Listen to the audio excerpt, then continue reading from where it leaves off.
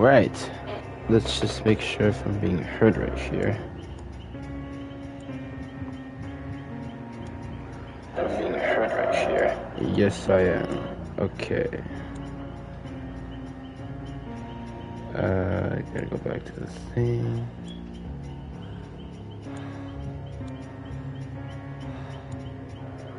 Okay, there we go. Alrighty. Hello, everybody. Welcome back. This is Uskar. Sorry if I sound a little weird. I am a bit tired here where I'm at. It's currently right now where I'm at almost 8 in the morning. It's 7:45. I'm up this early for one specific reason and one reason only. Today, as you can see on the screen, is the 8th anniversary for Dead by Daylight. And while I wish I could, there was a way for me to showcase the stream, like we can all watch together as like a watch party and such. I can't really do that. The best I can do is have it in the background if you can hear it as like a podcast or stuff like that. So that's really what I'm just having to do today. I'm really just like, there's nothing really special. Like I said, I'm just playing casual DBD. And maybe if there's codes such in here, I'll put them in so you guys can see for yourselves. So, you know. And yeah, pretty much we're just playing some casual DBD while in the background watching the 8th anniversary Dead by Daylight stream. And that's pretty much all we got for today. So before we get started, I think just to send this out to a few people, just if they want to watch, you know. So let me do that real quickly. Want to watch, you know. Alright.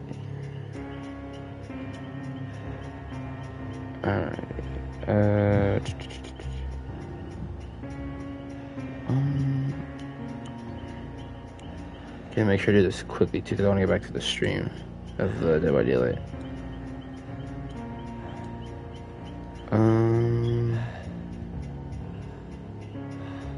Actually, no, I'll just do this.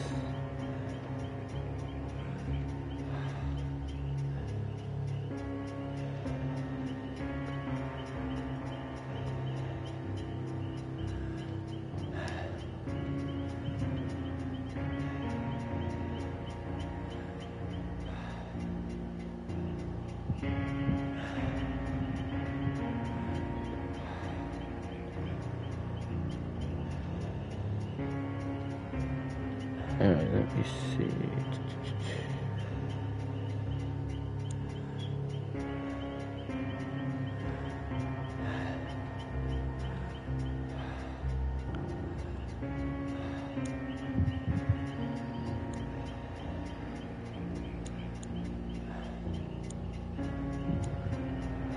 Okay.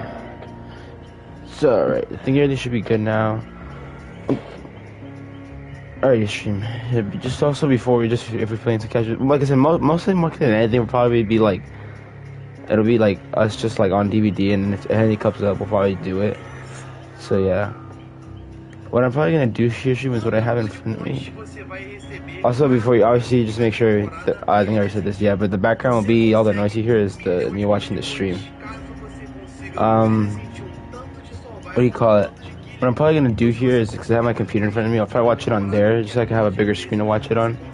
I'll have I have a speaker next to, I'm currently watching the stream, which is just on my phone, and I'll probably have that on just so it'll be able to hear more clearly and such. So yeah. So I guess there's still a little while before the actual stream starts. We'll probably let's get a match going. I know, because let's get a Survivor match just for fun.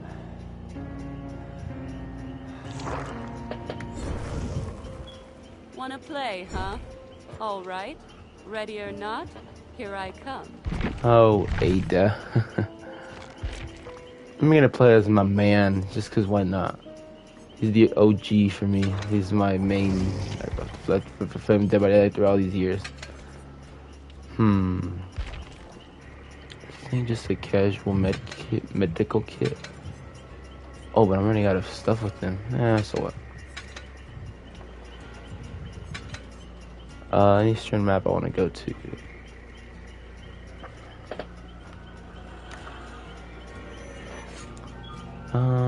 Yeah, let's go to this map, Crow's Eye. Hi, darlings. Crow's Which of the following offerings grants 107% bonus blood points in all categories to all players? Is it A, Frightful Flan, B, Bloody Party Streamers, C, Survivor Pudding, or No, D, the Frightful Flan does that.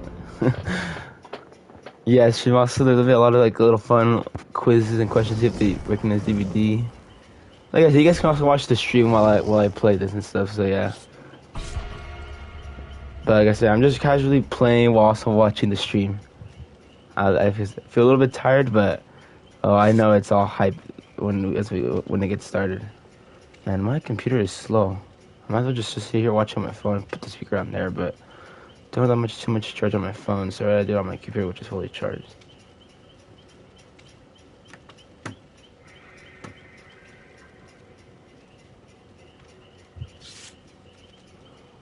Am I not ready? Oh, I'm not. No, I am ready. It's disabled. That's not ready. Alright. If anything, I want to do that right now. Just until...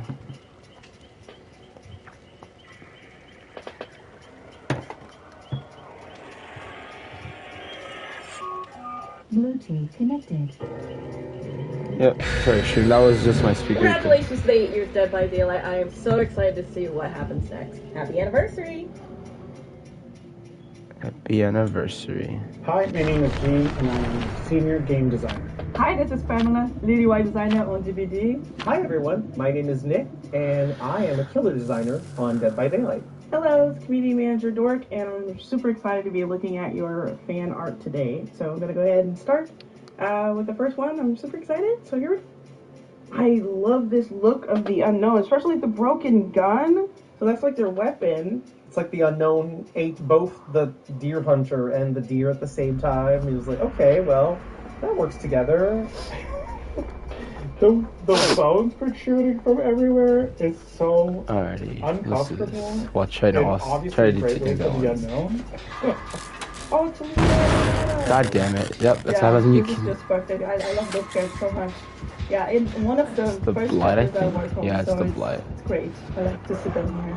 This was for the Blood Moon event. Wait, is this illustration or is this CG? I actually can't tell. Like I just like stopped. I think he's on the myself. sable. Amazing. The trickster in this very like blacklit room. That is so cool. I think it very much goes with some of his cosmetics that give off that kind of neon. Oh, he has Oh, I see dissolution. everything from Brazil here. I love it. The reference, the Rio de Janeiro, Renato, Italito. Oh, this is great. Alright, This you is got great. all we This got is on like the a really Gen cool way of showing like what your hero looks like from booning. I really love the style in her hair. I think it's very unique. Oh, non-bear. Oh, it's stealth. Oh my god. I'd be Naughty really bear. interested, like, if you do another one, see like a video of how you did it. Wow. There's my phone going off stream because that's the notification I have. Not a gen I got done in the actual game. Holy crap, the prop work. And even like the hair's on point. I have been seeing you on Twitter, and I've just been so excited about your journey of cosplay and making Tugger Nuts. What a name. I just realized. This is so good. Sangjin and Dumb Okay, Blonde. this like comic art, graphic art of Sable and Michaela against the unknown, that is horrifying, but very, very, very cool. Great composition, really like it. Really makes me think of like American 70s comics with like the cross hatching. Very illustrative, very dynamic. I don't see enough art of the Death Players. And this is a really good one. I love the chain. I really love that they obscured one of the eyes and made one of them glow. I think that's an important detail of the Death Singer. Ooh, great lighting. That is a badass one. I love the details, the even some like the costume tag here, like the okay, this is like really interesting to see like all the aspects of how you create the cosplay. This is like fine work. Like this is attention to the max of details. I love this. Where is his blood on? Oh, he's on still on Tugger Nuts or the Meg. That's gorgeous. I wanted my desk. Oh, the black finish. Okay, okay. That is an amazing mask. Oh my god, my little with the Meg hair. Oh, with the Meg hairstyle. I love having the specific, like pointing out it's a P100 only. That's doing the stomping on the full Meg lobby. Oh shit. Love the spirit. Really love the spirit and like the shards coming out there. the hair going out of frame is really fun. It's I'm just coming, like, it's teammate. like forever. This is Actually, I can't come, fantastic. 'cause then here This comes is the blight. A really great piece of the artist. Get her, Like, get her, I get love her. the use of the colors. Where's the blight? This is the most colorful Is that him?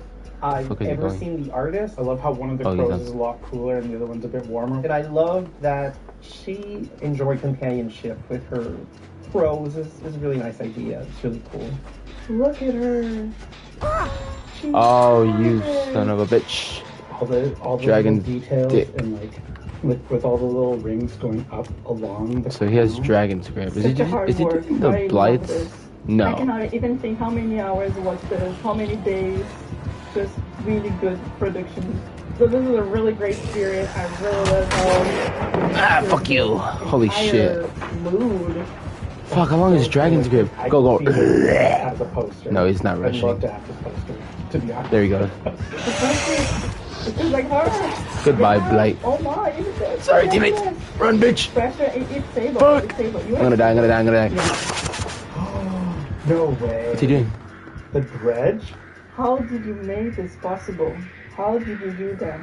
I'd scream if I saw you. Oh shit, Like I teammate. do in every trial.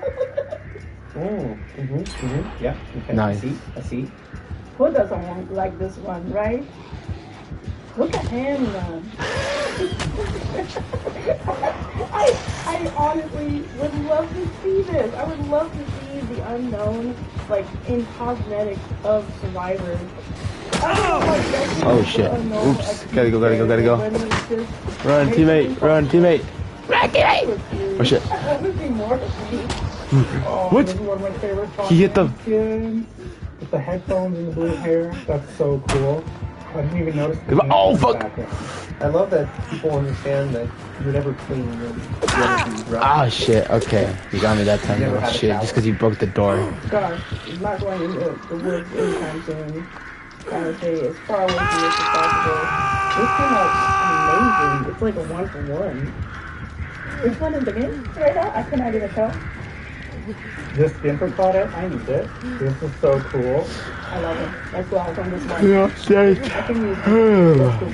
Thank you, teammate. Oh, that's so cool Go, way teammate. to present stable invocation turret.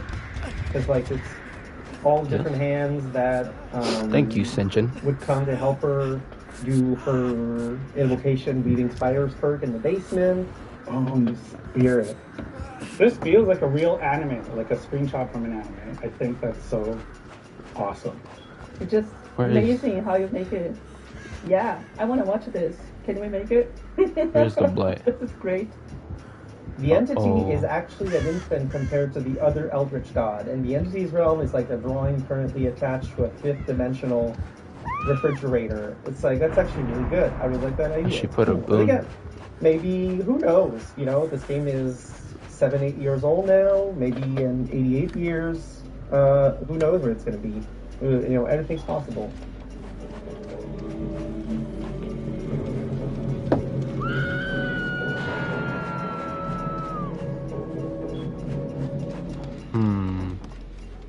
Stream starting soon. Oh boy.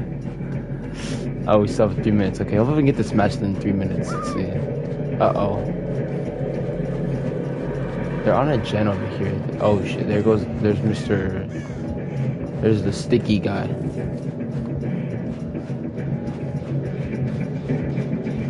I will help you.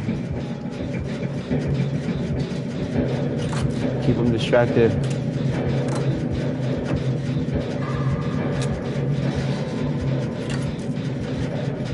Come on, baby. We need to get out of here. No, not dumb blonde. Well, at least they're on that gen. Going back to this one. No, he's going away. Oh, he is. Okay, gotta go. Bye, bye, bye, bye, bye, bye, bye.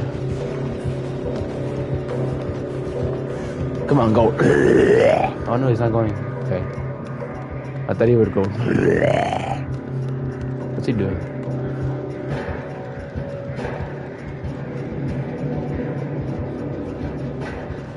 Someone needs to get the teammate. I'm coming, teammate.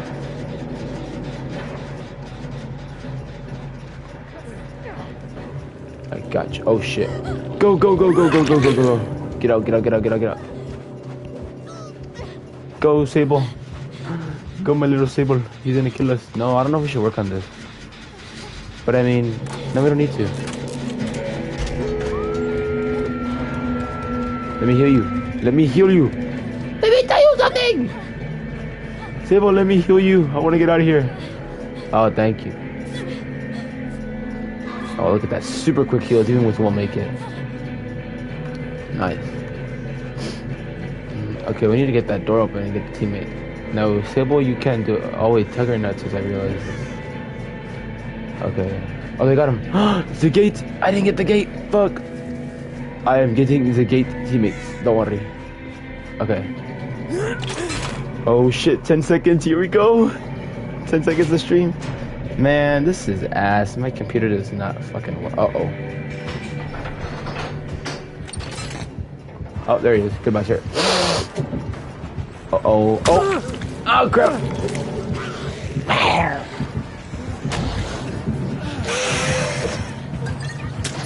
I don't think I'd make this.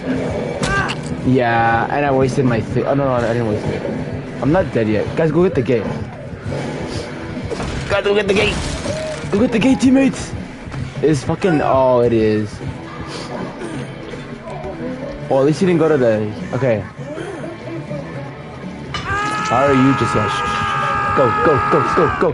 Go, teammate. Go, teammate. The gate. I'm dead.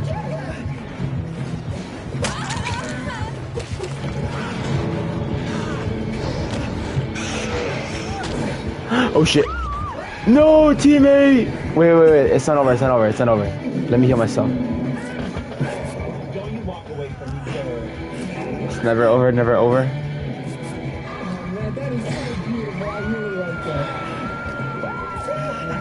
Don't leave, teammate. Oh, guys! Get her! Get her! Come on, teammates!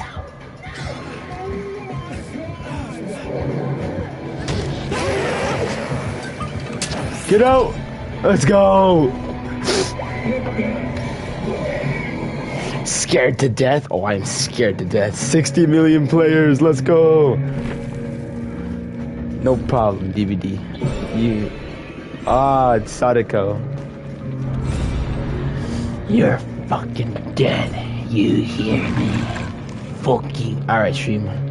We did one little match here. Let's now check out this actual stream of the Dead by Daylight 8th anniversary. My computer's so irresponsive. We are live! Thank you everybody for joining us. That trailer gets me so hyped. So hype, oh my goodness, it's so good. And the jump scare at the end is necessary. Yeah. So hi everybody around the world and YouTube and Twitch and OpenRec. We're in Japanese, we're in Portuguese, we are in Spanish, and of course English, because that's what we're capable of. Thank you everyone for tuning in. This is DBD's official 8th anniversary celebration. Yes, and it's truly amazing to already know that we're on our 3rd live stream of the year, with only more to come, and we just have to say thank you on behalf of the entire Dead by Daylight team for 8 amazing years of support from community worldwide. Yep, so today we are going to be looking at everything that's coming over the coming year.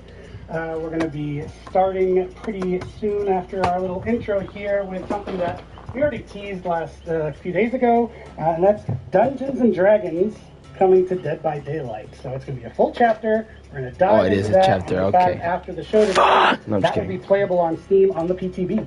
Yeah, I'm really looking forward to it. But this wouldn't be a Dead by Daylight anniversary live stream without a couple of surprises. So you're definitely going to want to stay for the full broadcast to see everything we've got to reveal today.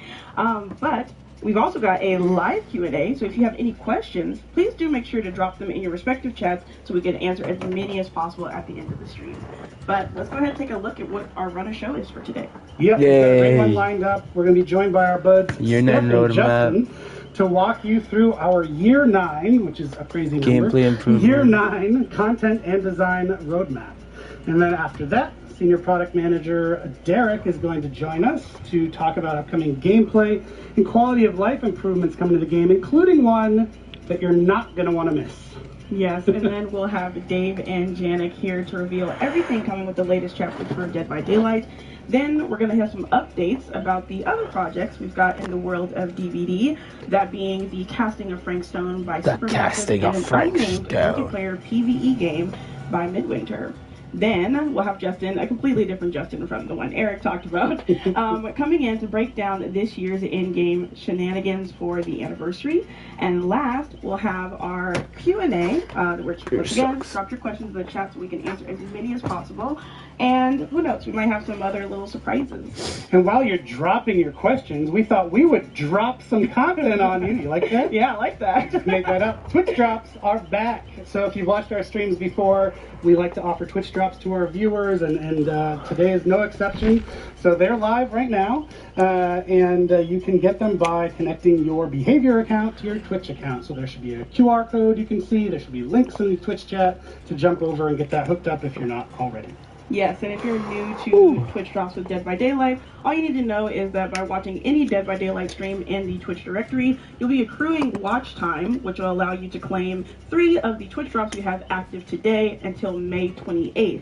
The first one, if you've already been with us since the start of our stream, you're already on your way to claiming, which is going to be the Totem in-game badge. Okay. And then after this, if you watch any other Dead by Daylight stream, for 4 hours, you'll get the Crimson Hue in-game banner.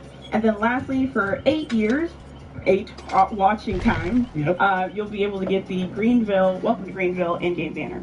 Yep. So enjoy those drops, but we mentioned surprises, and we've got one to kick the show off with. So the first of which is actually a new game. Oh my god. What the? We've got a game that we haven't told anybody about yet. New game. It's from the world of Dead by Daylight. We're going to share it with you right now. It features some familiar faces. And most importantly, it is super duper fun. And I think you'll be surprised. So let's take a look. All right. Ooh.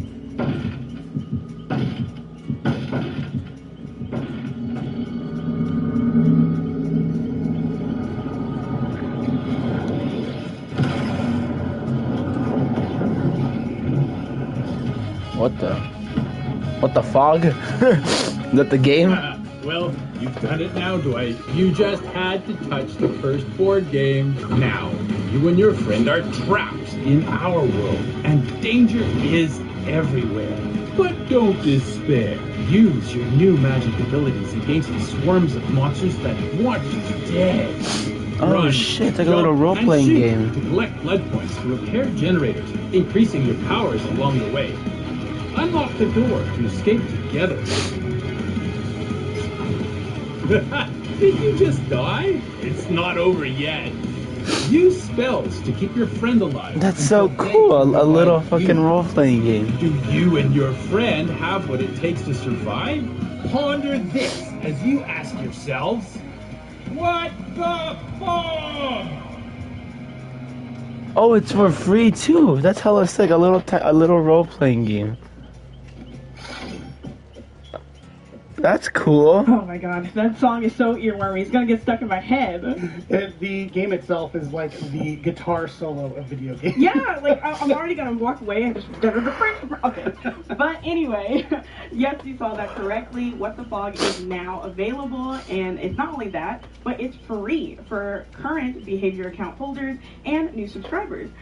But we do have a limit of free keys, so you're gonna want to make sure that you make your behavior account after the stream, of course, or in another tab. Just don't leave. But go ahead and grab that, claim it on your account, and if you're unable to, then you're able to get it on Steam, which is exclusively on Steam for $4.99 USD. Yep, and as you might expect with the drops, now a free game. A lot of people watching the stream. There might be some load on our behavior login system, so if there is, bear with us. We will get you in the door, and don't worry, you'll get the game. So as you might have been able to tell from that trailer, What the Fog, which is just the best title. What the Fog? Two-person co-op roguelite. The simple goal of surviving and escaping with each increasingly difficult level. So to do that, you go head-to-head with swarms of monsters and bosses, and as we mentioned, lots of heavy metal guitar. Yes. So Eric and I got to play it before launch, and honestly, it was so crazy fun. Like, I had that song stuck in my head for weeks. But you need to make sure that you get your hands on it so that you can have fun, survive, and then get the fog out. Nice. So, that out of the way, see, you weren't expecting that. I'm like, wait, what? The prize is? We're going to dive into the show. So we're going to hand things over to Stefan and Justin to talk about Dead by Daylight's Year 9 roadmap. Ooh, okay. This is exciting too because this will show what chapters will be which and what. So we already got 2 chapters for it. Oh god. Tired stream, myself tired.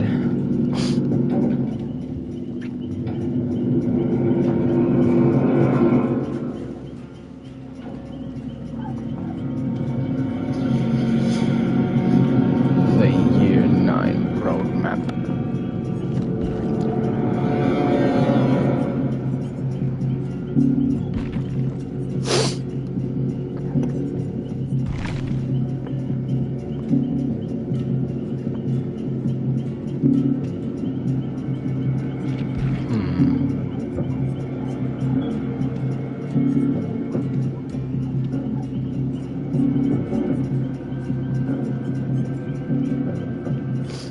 Oh, here you go. Thank you for joining us. It's great to be back with you celebrating Dead by Daylight's 8th year anniversary. I'm Stefan Beauchamp, head of production. Woo! And I am Justin Brown, product director. Really excited to be here with you today to talk a little bit about Dead by Daylight's Year 9 roadmap.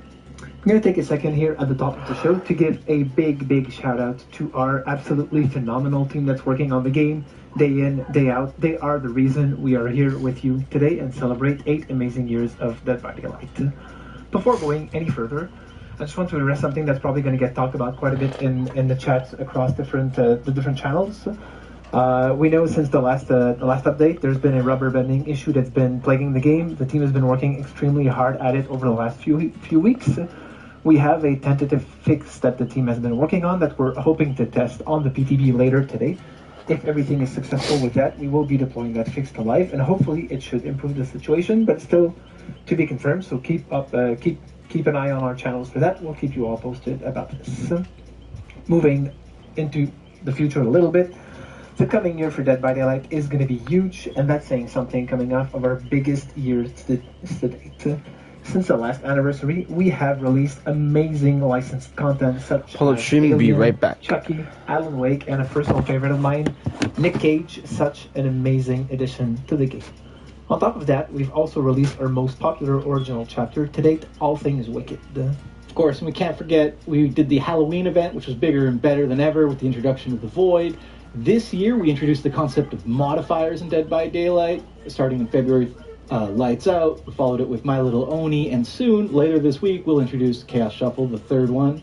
We took a few steps towards improving the player experience between anti-face camp, blood web UX improvements, the killer FOV slider, survivor DC bots, and even the search bar. Alright, stream, let's continue watching this. So let's continue listening. For you guys will be listening into this, let's keep watching. Towards increasing our transparency, our communication with regular live streams on each of our content releases thus far. Enough talking about that, let's dive into the future and what's really coming up for this year.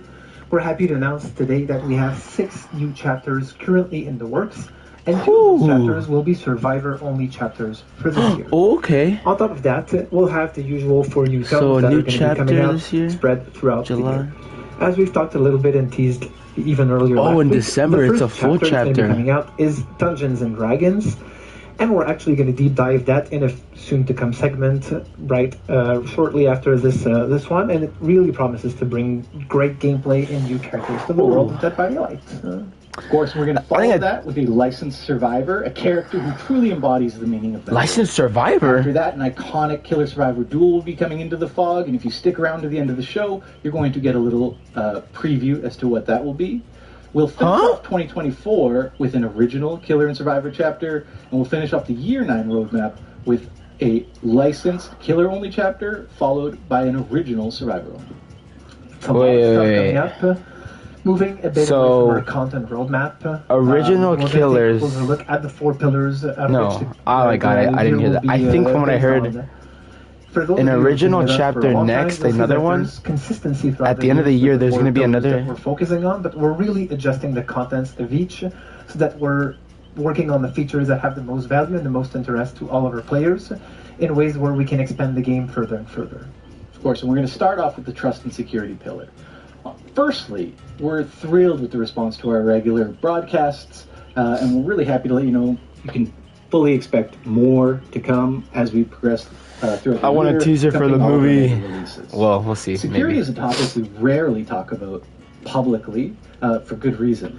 Wow, that's crazy. So a licensed survivor, like coming next in July in a few months. I wonder who that could be. Game. Phase 1 had very promising results, and we're certainly going to be taking that forward another step into our next two pillars, live balance and quality of life, we won't discuss too much. Of course, you can expect regular live balance updates throughout the year and new quality of life. But my friend and colleague Derek will be coming up in the gameplay improvement segment to cover more on that topic, including an announcement on one of the most highly requested features ever in Dead by Daylight. This one's going to be really, really exciting. Stay tuned for that, because that is 2 versus 8? Something interesting coming up. Last but not least, our fourth pillar, events evolution. Events have always been a fundamental part of the game, especially the seasonal events. And this is something we're going to keep pushing forward over the coming years.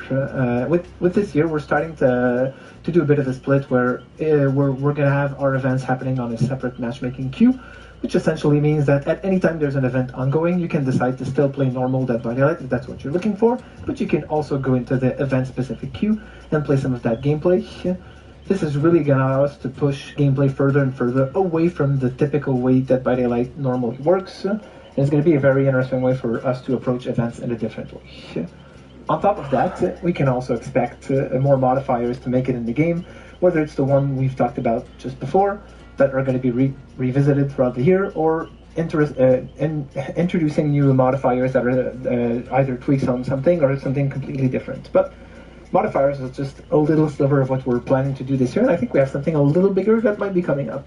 Absolutely, and that's why I'm so happy to be here and let you guys know that for the first time ever, this summer, Dead by Daylight will have a new mode, not modifier, but a mode coming to you all. We've been listening.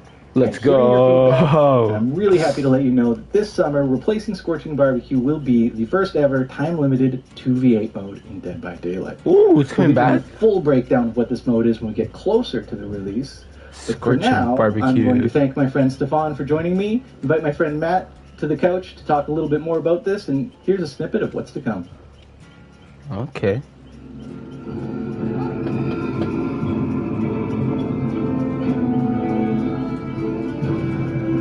Oh my god! They're doing it! 2 versus 8! It has to be. No fucking way, dude. They're finally adding it. Let's go. Oh, what is it? What the heck? Is it 2 versus 8 or is this just like, man? I hate if it's a limited time mode. That's sick. Boom. Thank you for joining us, Matt. Well, I know it's still early and everything is subject to change. I think it's going to be really fun to sort of let the community in on some of our plans for this upcoming 2v8 introduction. Absolutely. 2v8. Thanks, Justin. So yeah, 2v8 is coming to DBD. This is a new game mode, which is really cool. Other gameplay events that we've done before, so Lights Out, My Little Oni, soon Chaos Shuffle, these are what we're calling modifiers. And modifiers basically take a DBD match, change a few things, but ultimately you're still playing DBD. With this new game mode, Let's 2v8, go. we're fundamentally changing the way that you play Dead by Daylight. In this particular case, there's 2 killers, 8 survivors, and a bunch of new changes that we're going to get into very shortly. The focus with 2v8, we really wanted to hone in on what's exciting and fun and chaotic with DBD, and we're leaning more into a party mode kind of vibe rather than something that's super competitive. It's also worth mentioning that the way that we're building this, it's an iterative process, right? And this is just the first iteration. So we'll be looking to add more content, more gameplay in the future based on community feedback. Absolutely, and I'm super excited to see what everybody says about this mode when it comes out. But first, let's break down a few of the key changes that we know are going to be coming for 2v8 this summer. I mean, of course, there's still generators, there's still exit gates, there's just more of them. We've made 5 maps bigger to accommodate all of the action, all of the chaos. Oh shit, and 5. we're also doing away with perks in this mode, instead introducing a new sort of 2v8 exclusive system called classes for survivors. That's right. Whoa. Yeah, so when it comes to survivors, basically once you've chosen your character, you can select and equip a player class. And this class is effectively your power for the match, and it helps players identify what your role is within the team. Okay. So instead of mixing and matching perks, instead we really wanted to focus on a particular playstyle for this, and whether it's generator repair, healing, looping, speed, that kind of thing, that's what we're really going for with these classes. Of course, and there's also just cowering in the corner, which is my own preferred playstyle for Survivor, which is great. And it'll work a little differently for killers. You'll be able to choose from one of the 5 original killers, each with their own specific gameplay. Killers obviously have powers, so they don't have classes in this mode, but we will be introducing a new mechanic, which is a team power. For example, if you are the Wraith, when you cloak yourself, if your teammate is within a certain radius of you, they will also get the undetectable status effect, allowing you to coordinate a sort of team stealth attack. Oh, okay. The reason next thing you know is if you're playing the hillbilly and you're near, you get a super intense speed bonus. They're all free, everybody can play them, everybody can have fun. We want you to enjoy the content and give us your feedback. And in my opinion, the best part of this whole mode is the 2 modifiers. It's the first time ever that success and failure as a killer does not rely solely on your shoulders. You have a teammate to sort of benefit from, learn from, or even, blame when things go poorly. So working together is just going to make the match so much more fun, so much more efficient. Absolutely. Lastly, it's worth mentioning that for this mode, we really wanted to keep the action pace and the momentum flowing. During our playtest, we found that the process of downing a survivor, picking them up, carrying them to the hook, it really started to slow things down for this mode in particular. So we're doing away with hooks as well. There's no hooks in 2v8.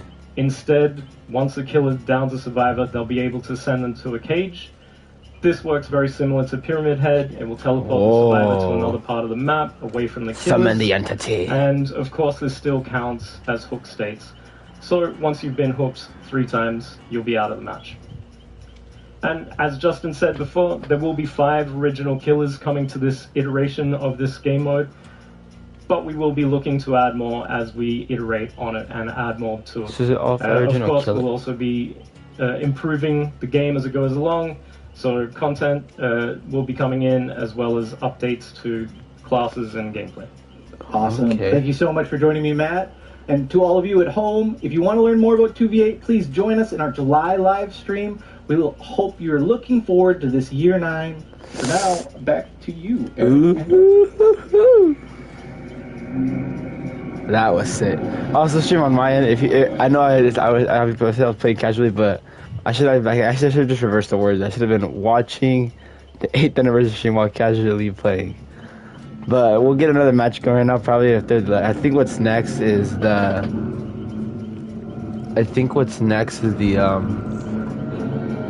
What do you call it? The reveal of the chapter. So, ooh, hype. Can't wait. I'm checking here if they're gonna do any codes so I can input the code.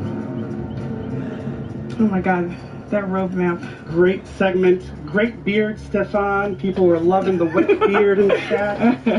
But the real story, 2v8. 2v8, yes. 2v8! Hatchets and chainsaws at the same time. I can't wait for our players to finally have friends that they can play with. Get some friends in the fog. Forge friendships in the fog. But that was a great segment to watch. I loved the reactions in chat. I think the guys did a really good job of explaining this is the first iteration, and there's going to be a lot of changes based on community feedback. So that's why we're not just flipping a switch and making it permanent all of a sudden. We need to actually get the mode where we want it. But we're using the word mode, which means a lot. So pay attention. And speaking of pay attention, the website, that's a transition. That doesn't make any sense. But the website for What the Fog has been overwhelmed by demand. as predicted. People love that cute little game. So we're working on it. Stay tuned. Don't worry. We have lots and lots of keys for it. So just as soon as we're able to tell you it's back up, we'll give you a mention on the stream here or in the chat. Yeah. What the we fuck? definitely know you guys want to get your hands Modifiers. on it, but what we can do is tell you about something you can get your hands on today. Yes, and so recently, I think it was December, we released 3 DLC packs. They're called Maddening Darkness, Old Wounds, and Macabre Tales. That was a way for players to get a big bunch of our older content all in 1 or 3 goes. And so we're actually going to be doing that again. Yeah, so this pack is actually going to pick up exactly where the last one left off, which is going to be the Endless Hunt pack. And in this pack, you're going to get 9 playable characters, starting with Portrait of Murder, Roots of Dread, Fortune the Fog, and Tools of Torment. And along with this pack is going to be all the additional outfits and DLC exclusive items. But of course, if you don't want to get the pack, they will be individually marked down in the in-game store, so you can get them there. Yes, so that Endless Hunt pack is actually available right now. It is the best way, especially if you're a newer player to Dead by Daylight, to get a big bunch of great content. So that out of the way, we want to keep the train rolling. Next up, we're going to be welcoming Derek, right where you're sitting. He's going to tell us all about gameplay improvements and quality of life improvements coming to Dead by Daylight, including a very big one that people have requested for ages. So let's talk to Derek. Gameplay improvements. Okay. Welcome back, everybody, and welcome Derek to our stream for the first time. Derek is from our product management team. He works with the dev team on creating all sorts of cool quality of life updates, gameplay updates, and he's here to tell you about some good ones today. Derek, how are you? I'm doing good. How are you? I'm pretty good. It'll be even better after this segment when we hear what you get to say. So I already know what you get to say, but I think people are going to be excited to hear about it. The upcoming challenge system. This isn't something we've told people about. Why don't you tell them about it right now? How is it going to benefit our players? So we really wanted to deliver new in-game challenges to players and new ways for them to be constantly rewarded outside of just tomes and archives. So we're going to be introducing a new challenge system, which is a system of challenges, hence the name. Perfect. That players are going to be able to complete completely passively. That means that players don't need to actively select the challenge that they want to complete, and they can complete multiple of them at the same time. Initially, we're going to start with daily challenges, weekly challenges, and event challenges, and later on we want to expand those into other parts of the game as well. We think that this is going to be a great way for players to be constantly rewarded just for logging in and playing DBD, and it's going to be an amazing experience for everybody. I think that's a really great addition. I think people in the community are going to really appreciate just being rewarded for doing what they already do, not having to go out and seek it, but just it's happening in the background at all times. That's really great. So another great thing that we're adding actually is how we talk to our players. That's the main job of my team, is talking and listening to our players.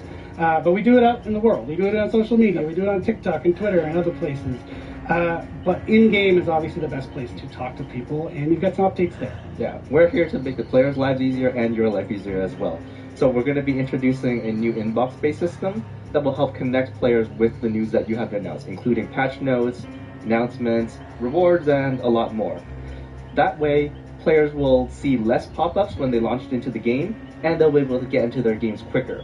And overall, the players will be able to stay connected with the world of DBD and the news that you have announced.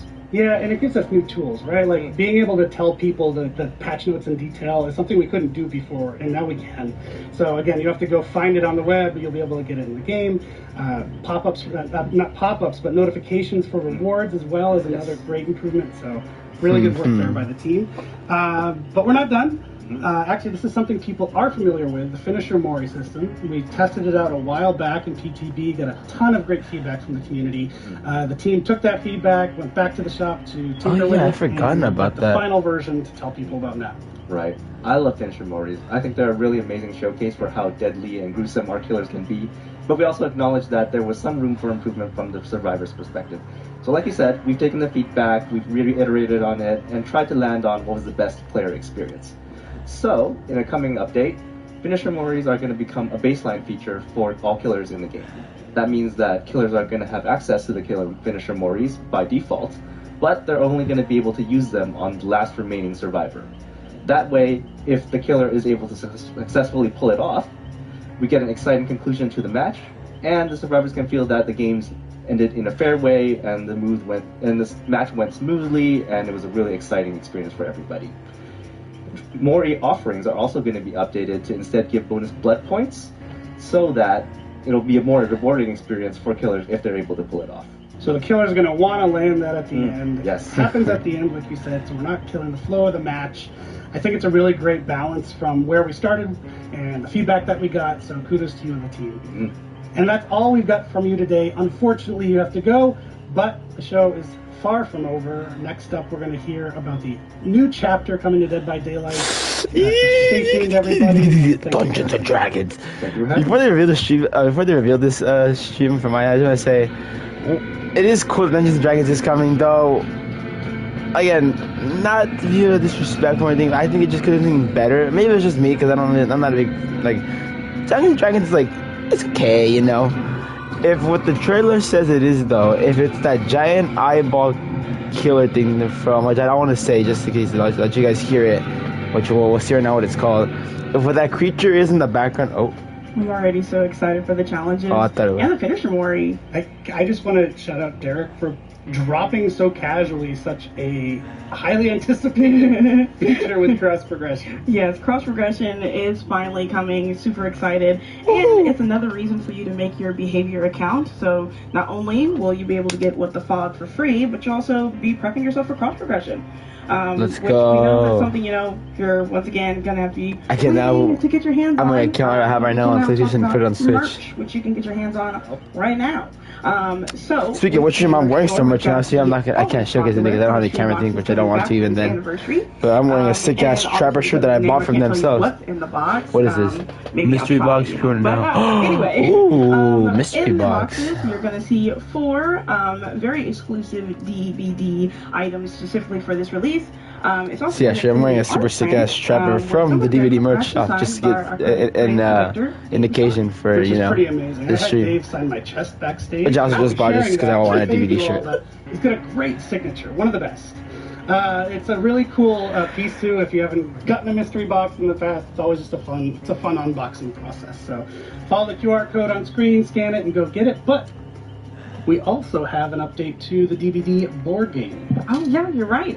There's going to be an expansion pack. DVD board game. Sorry about that. She was taking a screenshot because I do want to check out that mystery box later once the stream's over. Delicious expansion. It comes with 3 new killers: the Artist, the Dredge, and the Knight, and 4 new survivors: Michaela, Jonah, Hattie, and Vittorio.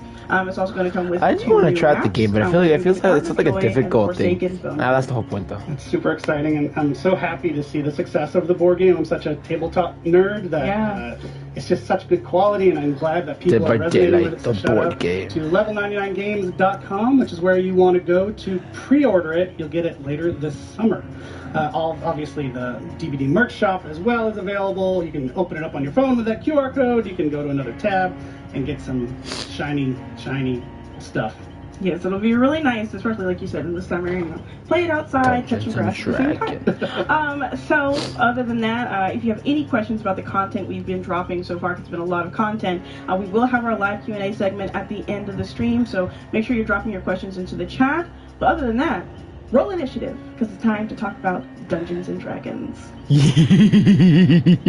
Oh. Poor misguided wanderers.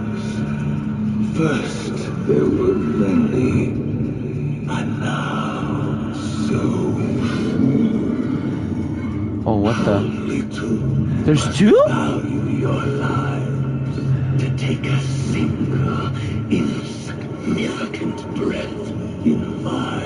Oh no, is it? I'm afraid there will be no quick death. No escape from this suffering. What the? I shall draw out your ending as I see fit. What the hell? I don't know much. Wait, what? What is that? An amulet. Oh, oh no. Is it actually? Oh my god, it is. Oh my god. No way.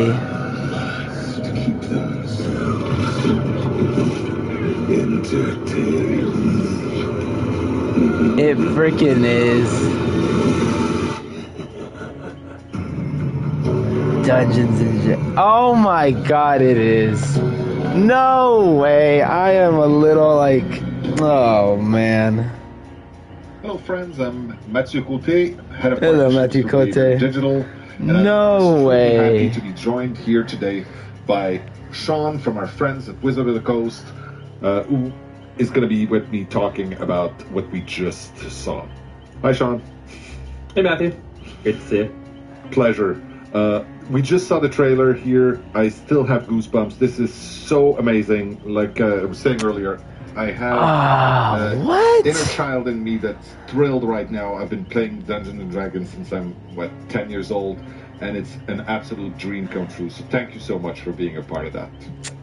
Man, my pleasure. I 10-year-old Sean wakes up every day realizing that he works at Wizards of the Coast. I really thought it was gonna be what the teaser showed. So, Dungeons & Dragons is probably one of the biggest gateways that people have had to how to craft stories, how to design games, how to create experiences for other people. We've seen it, of course, within the dev team. There's so many people who've got their first taste of designing games through Dungeons & Dragons. Have you seen this to be true with other developers that you've worked with?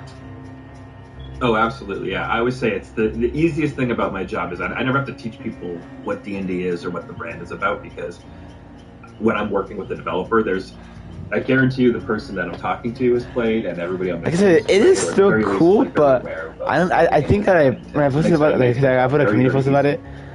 When I said if it was, I'll just say it since it already been revealed, guys. So if you guys can go see stuff, yeah. If it was what the trailer thought, which I most likely thought it was, you have nothing else in common, which is something called the Beholder, which from D&D, which I looked it up, which is a giant eyeball killer thing. If it was that, that would be sick, a giant floating eyeball.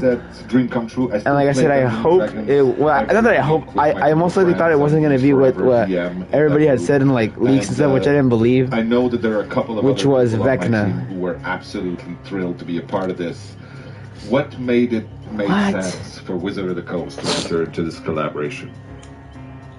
That's a great question. I think that exploring horror is always something that's really, really interested us. Dungeons and Dragons has dipped its toes in horror before. It's still cool. Like the trailer still looks sick, but a lot of I'm kind of just I don't know. Brought together in some of our monsters.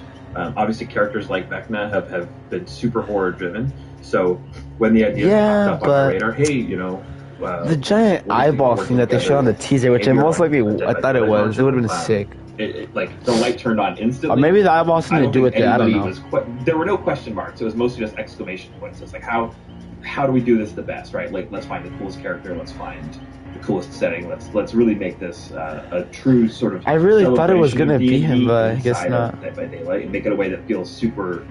That's so cool though, Vecna. Yeah, and you mentioned horror. I mean, I know a lot of people will probably think that their first thought when they think of Dungeons and Dragons is not necessarily horror, but there is quite a lot of potential for horror in there. I mean, it is a very flexible medium to tell stories, and horror stories are some of the stories that will provoke the most intense emotions and reactions. I mean, like I said, I'm not like it made sense. I am. Yeah, I'm slightly disappointed. I'm also slightly in the Forever Dungeon Master box. Just because I try to inject a little bit of horror. I don't know, like Vecna, like I think that it's just a great. It is cool, and the way he looks, like a warlock god thing, whatever. A little bit wrong. But and like you mentioned, the giant eyeball thing, which I see would have been much more intense. For telling stories. Which now I wonder, what is that part of his power, or what the hell is his power now? You're just there telling a collaborative story about what happened. It would have been funny too, because then if it would have been the giant eyeball beholder thing, we could have called it Peeps from regular show. D&D and then don't blink, don't blink, don't blink. That would be more funner. But the tools are there if you want to do it, and I think some of the best storytellers out there definitely implement those tools. Yeah, there are many examples out there. Now, why Vecna? I mean, we've seen it in the trailer. Yeah, why Vecna? I want to know. Why not the Beholder? Presence. I think that whether you're a survivor or a killer, and I'm disappointed. I mean, like I said, I'm still hyped up. It is because it's an anniversary killer. Experience. So tell me a little bit why Vecna and why it makes sense. For me, the main reason that Vecna was very clearly like on the top of the podium the entire time we were discussing potential killers is that Vecna has always had this horror movie monster vibe to him. I mean, now I hope they also don't. Well, it's for those people. Pops back up and will come back. It might not be tomorrow. The reason why I didn't want any Vecna from D&D or Stranger Things is just because they had the fallout with Stranger Things and such. So. Inevitability to him. Right? Yeah, that's kind of, and Vecna from D&D. Like, I feel like that's what they did it too, just because they did want to add Vecna from Stranger Things, but a group of powerful I don't adventurers, right? Or I don't know, maybe not. I don't know. I don't want to even think that shit. I'm just trying to think of a reason. Shows up and you're like, oh, we need to run away. Vecna's here. Like he's such a scary, inevitable threat in the universe that even his earliest appearances were just items with his name on them, and everybody was wondering, oh, who's this guy Vecna that's got this eye and this hand and. When I saw the anime too, I was like, no way, because it was so powerful you couldn't even print a stat block for him because he was just that strong. Yeah, it's the terrifying presence that few talk about, but if you've heard. So what is it called? Just the Vecna? That sounds weird.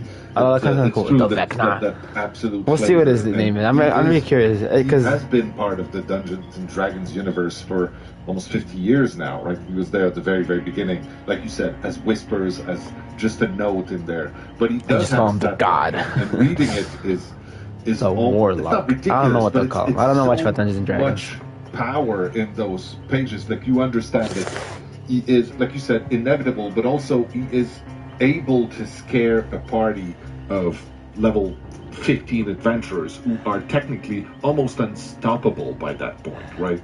Right. Yeah. It's kind of fun. It's always like I've lost quite a few player characters myself to Vecna, and Eva Ruin has got the new book coming out. And as soon as you see Vecna, Eva Ruin, I was like, oh, looks like I'm gonna lose a couple more. Yeah, but that's part of the fun. That's writing stories with your friends. So before we let Yannick and Dave take us through the details of how we implemented Vecna with the gameplay mechanics of Dead by Daylight, how we presented them to our players, I'm wondering if you have a message for the hardcore D&D fans out there who may not be familiar with Dead by Daylight. Yeah, I do actually, and it's try this chapter out, even if you don't play it. Like watch somebody stream it because this chapter. Oh, I'm gonna be playing it because it's like even like very with having like everybody talked about the leaks and stuff or whatever it was super like obvious throughout the entire process. Which I guess that's not this point because like when I heard about it, if it was gonna be this, but then there was no actually physical proof or like there was no like evidence like hard like evidence. People just said that it was. Enough how easy it so made the approvals process on our end that all of this work came in very obviously driven by an incredibly high level of passion for Dungeons and Dragons. If you are a D&D fan, there's really cool Easter eggs in the map. There's really the map. I'm curious. The map looks kind of cool. Like in a freaking like live in a dungeon. Of love for D&D. Like a giant like dungeon. You know what they might call him? The Warden. Even if you don't think the horror is a thing. Just Dungeons and Dragons, dungeon like a warden. That'd be a sick name, the Warden. It means we'll see what they call him. They'll reveal what they call him. I don't know if they just call him the Vecna. Wrap this up for now. Yeah. Thank you so much for taking the time to be here with us today. No problem. No problem, Matthew. Still a good chapter though. Hopefully we'll see you in the fog. Still a good chapter. Bye-bye. Dungeons and Dragons. How about that? Please stop talking. Stupid ass people in the comments. It's not. Let's see. W.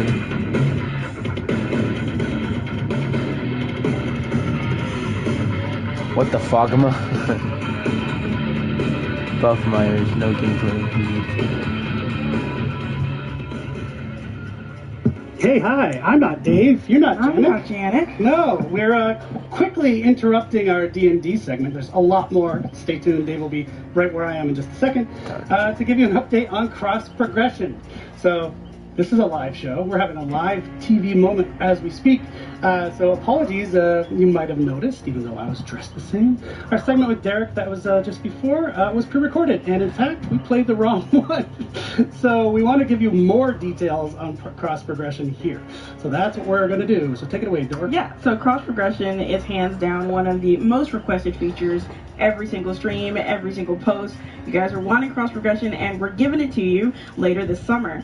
Players will need to own the base game on any platform that they're playing on and have a behavior account. I'm sure you've heard me talking about I think I have a behavior account. You're like, what is she talking about? Yeah, so make sure you have that, and you'll be able to use cross-progression later this summer. We do understand the website is currently down because so many people are trying to get to the website and make their account. Yeah. But we're working Well, look how many on it, cross-progression because I already and just as a mostly play on PlayStation. In case we have a few folks in chat that aren't aware, Dead by Daylight, this is cross-progression for console and PC Dead by Daylight. We're not talking about Dead by Daylight mobile. It's really its own experience if you've never played it. It's a different beast from the Dead by Daylight core, as we call it internally. DBD mobile. Awesome. So, along with the Twitch drops and a chance to get What the Fog, What the Fog? Players now have another reason like, for their behavior what the account, Sigma? and another reason to crash our website. So, like we said, bear with us. The site will be brought back up, and all this will happen. Regarding cross progression, though, any exceptions about in how the system is going to work? Well, while it's gonna be right back. will have cross progression, there will be a few exceptions to what can be shared between those platforms. But stay tuned. We'll have a full FAQ coming very soon, so that you can go ahead and learn more about cross progression for Dead by Daylight. Yep. So, and as mentioned, now we're going to pass it to Dave and Janik for some great deep details on our Dungeons and Dragons chapter. Alright, stream. Just gotta go get some quickly. Alright, okay. Now to get into the actual in-depth about the chapter of Dungeons and Dragons. I think stream just because I felt bad because we went through literally one match and when this whole thing started. We'll probably do like a run like 2, maybe 4 matches. I don't know. After the streamer session, and yeah, and I'll probably end it there. The new chapter reveal. Dungeons and Dragons. I'm curious. I think that's what they're gonna call him. That's my guess. They're gonna call him the Warden because that's something I can think of. Like jails, prisons, and stuff. Like the Warden. The new killer is the Warden. Buff Skull Merchant. All right. Thank you, Dork. It's Dave Richard, progression, the creative director. Just to prove that we are live. So we're super excited today to be able to talk about the Dungeon and Dragon chapter. I'm Dave, creative director on Dead by Daylight. I'm joined by my good friend, Janik. Hello, I'm Janik Never, principal game designer on Dead by Daylight. Today I'll be talking about all the intricacy of the gameplay on this chapter. But first I will mention Dead by Daylight, 8 years introducing Dungeon and Dragon. It's a big milestone for us, but we're not the only one hitting a special milestone. Yeah, it's crazy to think that Dungeon and Dragon turns 50 this year.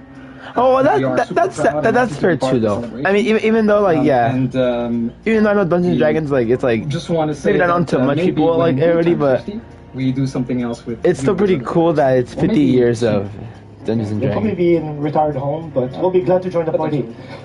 So first, Dungeon and Dragon in Dead by Daylight. I have to be honest here. The first time you told me about what's going to be coming next, I was surprised because I'm a big horror fan, but when you think about horror, Dungeons and Dragons is not the first thing that comes to mind. Nope. But That's like it's like the outside the box. It's like the last thing you'd expect. Like really, Dungeons and Dragons? And but Dragon hey, being my favorite module, it still looks very interesting. Like you really specifically focus on certain element of the brand. So please tell us about those pillars. Yeah, so when we start a chapter, we always have a sandbox created so that we stay, around some specific pillars, like you said. Of course, when we think Dungeons and Dragons, the first thing that comes to mind is a magical world, high fantasy, magical creatures, wizards, magic, all sort of things that don't necessarily fit exactly well into a horror setting. But because D&D is a world of imagination where we can create whatever we want, there's also a way to make it happen. So for us, the first pillar was to make sure that we had a good juxtaposition with fantasy, so fully embracing that type of content, but make it... No, we have like we have like elves, we have Survivor elves coming, we have Link, we have Zelda. Oh, crazy. For that horror setting. No, the elves, we're gonna call them... creative role-playing. So in the image of Dungeon and Dragon, we wanted to make sure that players had a lot of agency, a lot of choices. So that goes from an amount of spells you can choose from in the power, which we'll talk about later, or even customization. So a way you can, kind of create your own character in some way. We just wanted to make sure that we had a lot of gameplay choices in the DBD trials. And the last pillar we worked with is chaos. So that's actually one of our main pillar in Dead by Daylight. But a lot of what happens in Dungeon and Dragon is based on randomness. You throw a dice, and with critical success, critical fails, and everything in between, you see the result and you adapt to it. So we wanted to recreate that feeling inside the Dead by Daylight trials. You throw a dice, Vecna throws a dice, whatever dice is, that's how well his attack is. That'd be so interesting. About what's going to be the monster you're going to meet the next time you open a door. So let's talk about that killer you'll meet the next time. Vecna.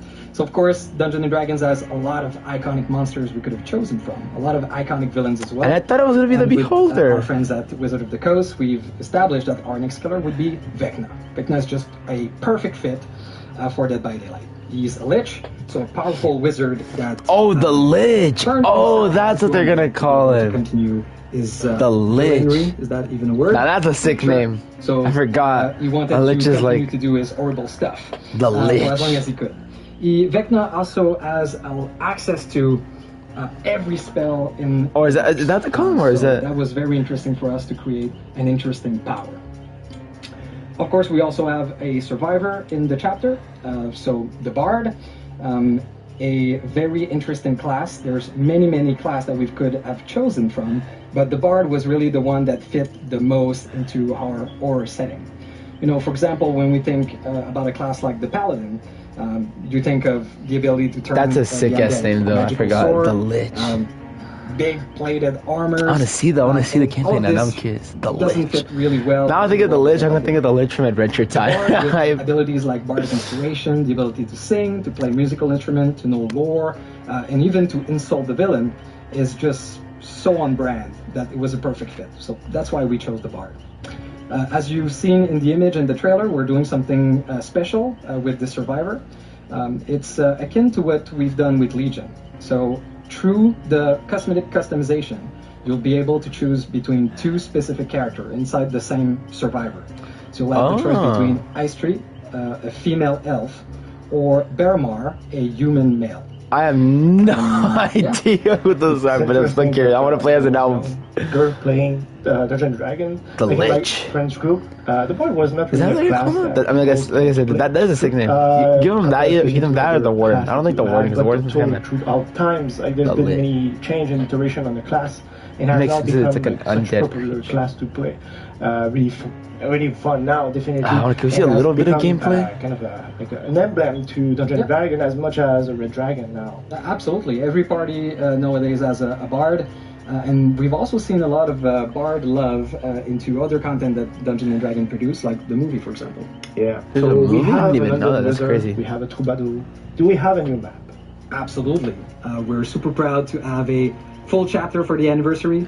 And shocking no one, the map is a dungeon. That's hella sick. A giant dungeon. Realm, we have a new map, what the fuck? A new building. So there is a top part set in the marvelous new lighting of the Borgo realm, and you can find this. Oh, the decimated. Oh, okay. You go inside and go into an extensive. So in the decimated Borgo realm with the knights, packed with surprises and Easter egg related to Dungeons and Dragons. The goal with this map is that we've imagined that Vecna, knowing about different realms and plane, now trapped into the realm of the entity, would find a place to make his own, his lair. And so that he can study where he is, the world, the entity, and potentially find a way to escape, maybe not. We are also introducing a new gameplay mechanic in this map called Passage. So these are basically doors, magical doors, which you can use to teleport from one area to the map to the next. What? We think it's going to add a new interesting spice to chases. Oh, that's cool. The map. The Easter egg. It's super fun. Like if you're a fan of Dungeons and Dragons, just exploring, you're gonna be thrilled to see all the small and the big one. On the gameplay side now for Vecna. So the way we tackle or approach the killer this time, interestingly, it comes from a game, so he has game mechanics that are pre-existent. So we look at all like stats block and try to come up with like the best spell that could be translated into game mechanic for us, and also make sure that these will be like thrilling and exciting to use. But then, so definitely he's a spellcaster, a very powerful one. So the goal was to make him feel as such in our game. But like I was saying, magic, it's something that we have never really tackled, not that way before. Something we've tried to stay away from. Like our powers are really visceral or like grounded as much as possible. It's something that do you want to talk about a bit? Magic? Yes, please. I hope some of our team colleagues are laughing right now. I kind of have a bad rep internally about magic. It's almost a taboo word that we can't use. But now making a D&D chapter, for sure we had to embrace magic. And of course there is a space for magic in our games, but it has to be taken with the right tone. So in this case we're talking necromancy, blood magic, magic of the dead. And there's a touch of realism and visceralness that we wanted to add to magic, versus something more flashy like a magic projectile or a fireball, for example. There's also something quite interesting out of Dungeons and Dragons, and these are the utility spells. They're spells that are not used to kill or damage, but they're used in very creative ways. And we wanted to highlight that with the Lich, with Vecna. So that was. Oh, he is going to call that the Lich. Do you want to talk to us about the spell that we actually chose? Sure. So you have access to 4 different type of spell. Pretty much any time they have their own individual cooldown. So the first 4 one spells. is called Fly, a very popular, well-known Dungeons and Dragons spell. Fly. In our game, it I can picks go. up the spell, and you're pushed forward, obviously faster. So it's really like the traversal aspect of the power. It lasts for a short amount of time, and it's going to also end if you vault a pallet or a vault location. And this is really useful to get closer to Survivor and get to the next gen as soon as possible. The next one is called Flight of the Dam, which is, it's not really a Dungeons and Dragons spell, it's more connected to okay, here we go, some gameplay. Vecna. It's actually an ability that he has. What it does is that it casts 5 different individual projectile, and then it shoots them in a cone radius effect in front of him. These projectiles pass through obstacles. They don't go very far, but if they hit the survivor, they get damaged instantly. It might sound very powerful and easy to use, but it's not the case. Survivor have a lot of counter, but the spell can also be used to zone in this aspect, so you can also go for the basic M1 attack during that time. What is his attack? It's like his bones like Dispelling Sphere, which is actually, it's a combination of different existing Dungeons and Dragons spell. We just felt it was more compelling to combine them into one spell. So what it does, you cast a large sphere in front of you, and that sphere moves slowly throughout the level. Survivors do not see that sphere, and if they get in contact with that sphere, they get revealed for a few seconds by Killer Instinct, and also have their magic items disabled for a minute. And the last but not least spell is Mage Hand, very well known Dungeons and Dragons spell. What it does the daylight, you, as the killer, you can tag up a nearby pallet. Oh, he just has a fucking dagger that just appears like for a few seconds. Can be interacted by a survivor, and if it's downloaded, it's lifted up for you so you can fully pass without any obstacles. That's sick. So she's a giant hand summon like something like and then in his bag, and it's really about managing all the 4 spells. I can't wait to see the PTB. Like I know I can't play it because it's on Steam, but I can't wait to see gameplay of that. It looks so it looks sick. Improve as a killer is learning how to use them at the right time and be efficient with them. So that's a strategic and tactical choices here. Correct. So you've mentioned very quickly during the Dispel Sphere, the magical item. Did I? Yeah. What's that? Okay. So this is the new toy for Survivor. It's it's called magic items, but keep in mind it's not an actual items that they use. So this time, if you face Vecna, I wish you could get that. you're gonna have a survivor. Gonna have 7 different chests that's gonna spawn throughout the level. Survivor go interact with those chests, and while during the opening of the chest, there's gonna be a D20 dice roll. Yes, it's Dungeons and Dragon. We couldn't do without the dice roll. There's dice roll. That's so funny. The content of the chest. So survivor. Oh my god, it's true what I said. What if there's just a dice roll and you get something? Maybe not with the cure, like, I'm gonna dice 5. If I get a 5 and such, I attack you. Brown medkit might save your life. I don't know.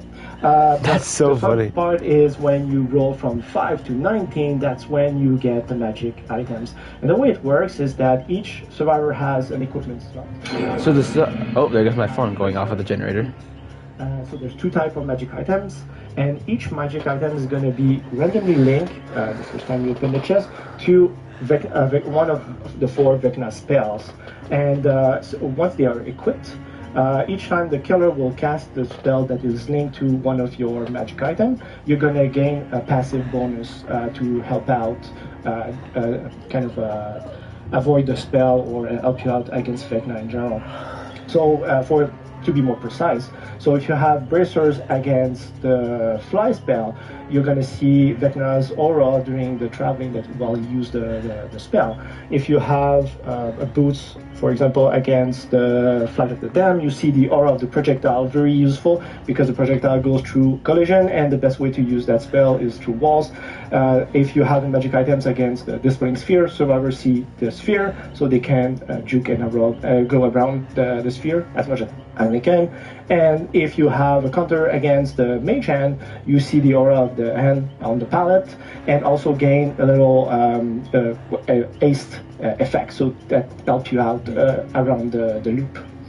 Okay. Yeah. So it's really important to search those chests. Yeah, correct. Because the way that we tackled this, the balance in this case, is that we made sure that the magic items do not trunker the killer's power. It's made or balanced to face survivor who have them equipped. So if you don't get those, definitely the killer might feel a bit oppressive. So it's really up to survivor to get to those chests and equip them as soon as possible. Right. And just to be clear, you can also equip a normal item with that. So you can have your flashlight, bracer, and boots. Correct. It's a very different. Okay. So everybody heard you talk about a lot of numbers here on the dice, but you've not mentioned the critical fail, 1, and critical success on a 20. For people that don't play D&D, these are like events, the best event that can happen in Dungeons & Dragons when you get that critical fail or that critical success. So what happens in Dead by Daylight when that happens? Yes, so we have critical roll in the game. If you roll a 1, you get a big nothing. Although I've heard sometimes people get a green key. I guess that's better, yeah. Green key? You get if you roll a 20. So anyone who's familiar with Vecna in the lore of Dungeons & Dragons, there are 2 very specific artifacts that exist that is called the Eye of Vecna and the Hand of Vecna, and we introduce them in our game. So you roll a 20, you get one of the 2. You never know, but these work more like so normal items, so you have to pick them up and use them once. It's called attuned, so you merge with the items, and then you unlock a very powerful ability up to like a perk level. Okay. Yes, it's very strong. I guess you want to know? But please do say. Okay, sure. So if you attune with the Eye of Vecna, they use with lockers. So if you fast exit a locker, you're going to be unseen, unheard by the killer for 15 seconds. And on top of that, you gain a haste boost effect. And if you attune with the Hand of Vecna, you fast enter a locker and you're going to be teleported further down for the locker. Wow. So very powerful. I forgot the little details because they might sound super strong, said like that, but they come with a cost. So to use them, you have to be full health. And once you use them, you instantly lose a health state. And also, at the end of the effect, you get revealed by Counter Instinct. So be very mindful the way you use them, because we've seen a lot of situations where it backfires at the survivor. And the killer has definitely a spell to help him out, get back at the survivor, right, and get the down. It's very on brand with what a cursed item should be. So, thank you so much, Yannick. As you can see, there's a lot of stuff coming with. Yeah, this trailer seems intense. And we had no time today to talk about anything more about the killer perks or the survivor. But I have to say very quickly that the survivor perk will allow you to create illusions, to perform on the loot. You can even perform with, other survivors to do the full melody. There's Vault block. Mechanic. Just imagine, I cast. So if you want more information, random stun animation. You can go on our website, deadbydaylight.com. I cast. And get all of the details.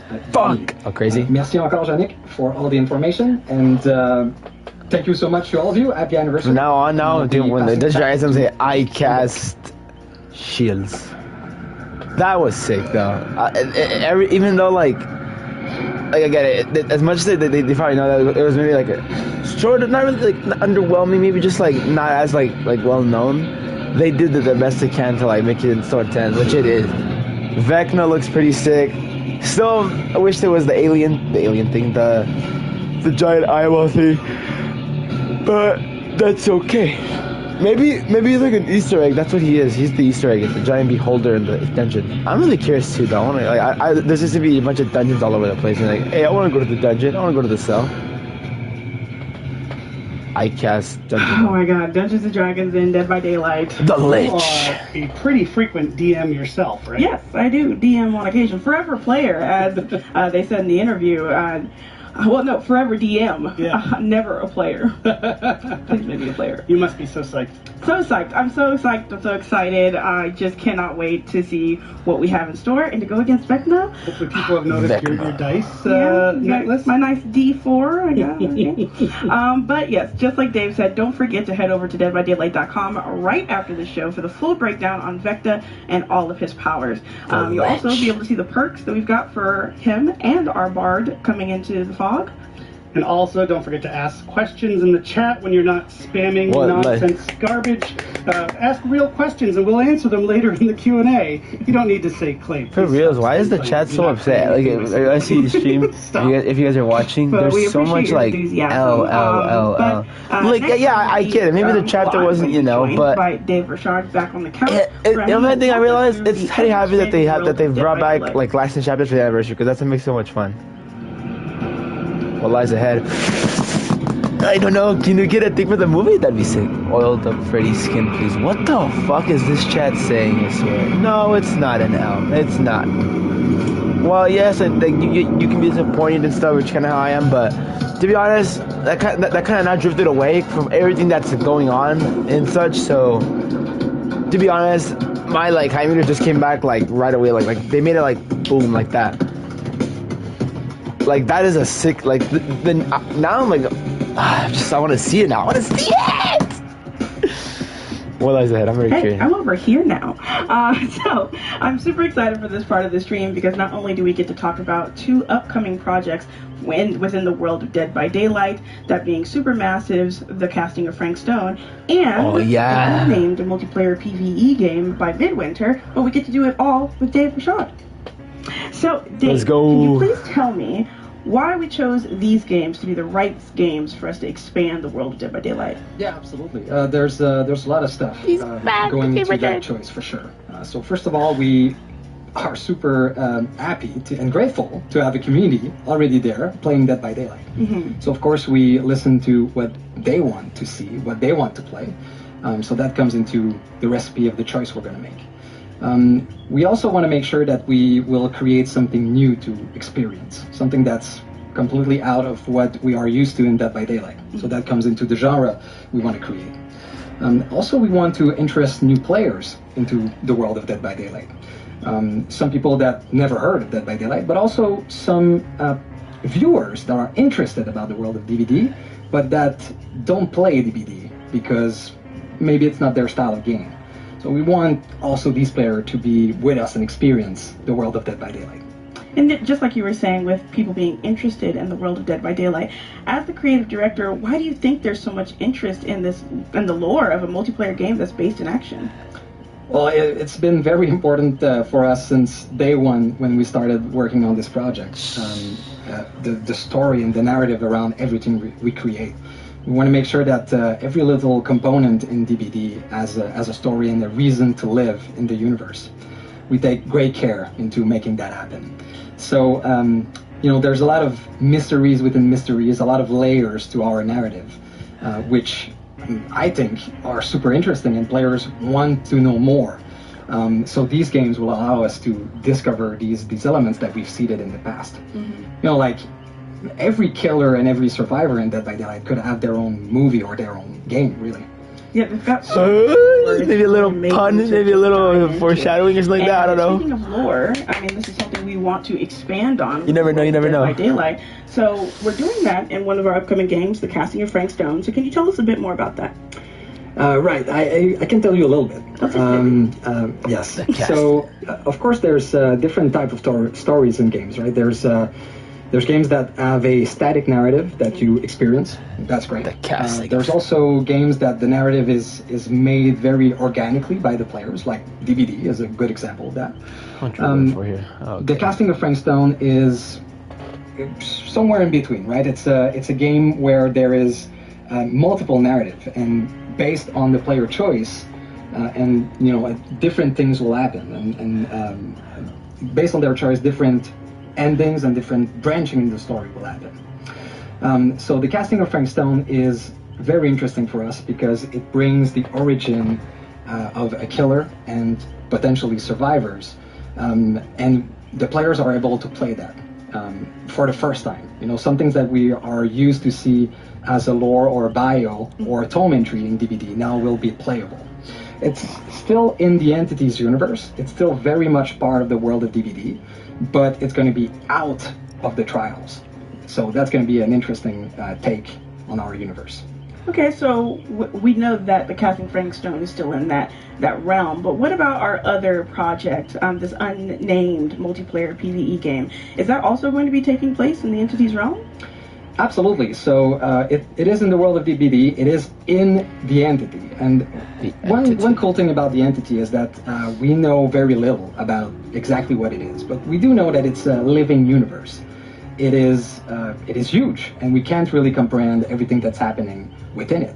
So we know that DBD trials are a way for the Entity to feed. It's a very kind of organic process. So we can imagine that there are other parts in the Entity that serves other purposes. And that is exactly what we want to explore. So that allows us to create new narrative, new ways to experience a game, new gameplay opportunity, new set of rules. So these are things that we talked about in the past and that we always wanted to explore. So that's exactly what we want to do with this new Untitled game. So in a way, I can't wait to see that one too. The world of DBD that we've created is like a book with infinite pages. We can add new stories to it forever, hopefully. Just keep on reading. Oh yeah. Well, you did talk about that, and is there any gameplay that we'll be able to see? That we'll be able to see. Well, yeah, I think so. All right. Well, thank you, Dave, for talking us through that. But now I want to see the gameplay. Let's see the gameplay. Oh shit. Oh. What's this?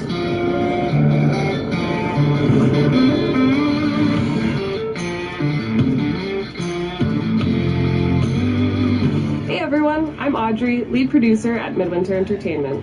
Last year, we gave you a very small glimpse of a project we started working on set in the Dead by Daylight universe. I'm happy to say that we have more to share with you on this game codenamed Project T. Instead of showing you a close to final game with some polished gameplay, we wanted to let you in on the development process. Right now, Project T is a work in progress, more than a fully fledged game. Our goal is to craft an experience with all of you and create something that you would be eager to play. Let's hear more about Project T with our creative director. Hey everyone. First I want to say what an honor it is to be working in the Dead by Daylight universe. We love DBD's multiplayer thrills, and its dark, mature setting brings just the right kind of tension and danger for a game like this. In Project T, you play as trespassers, rough and tumble characters who have been whisked away from their realities and trapped within the Entity's realm. There, in a vast region called the Backwater, they discover they must work together if they're to have any chance of survival.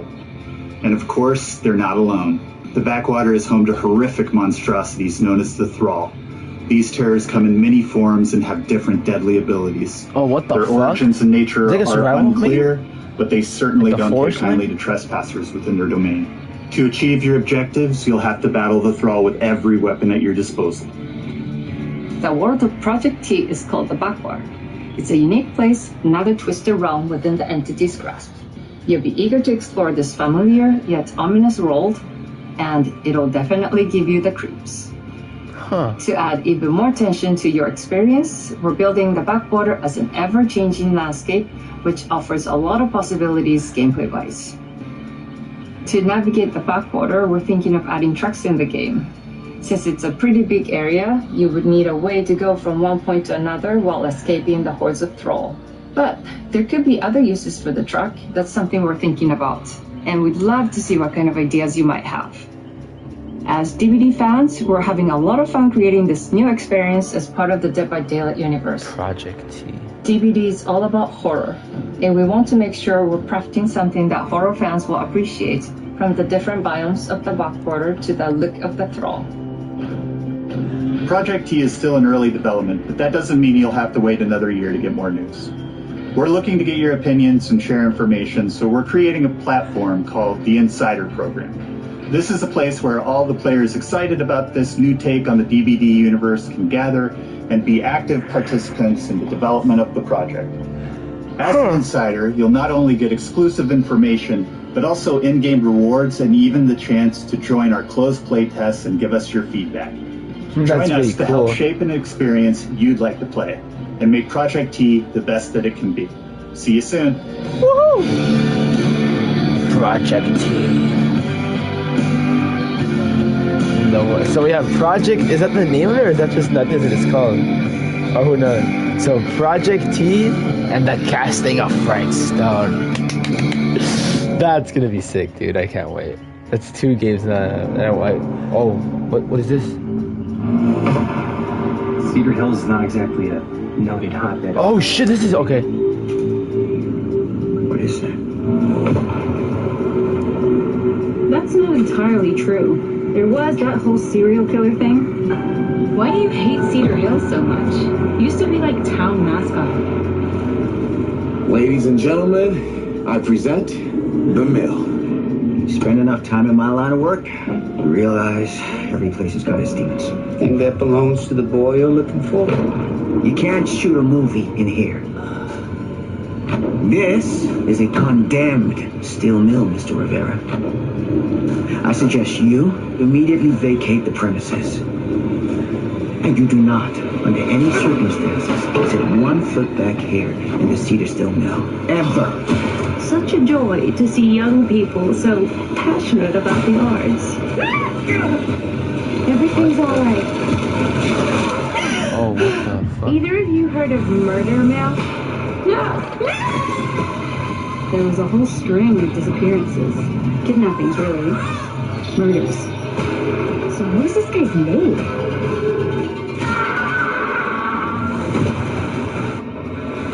I don't think the police ever found this place. Fuck! Whoever did this might still be here. We can't stay, okay? We're gonna go.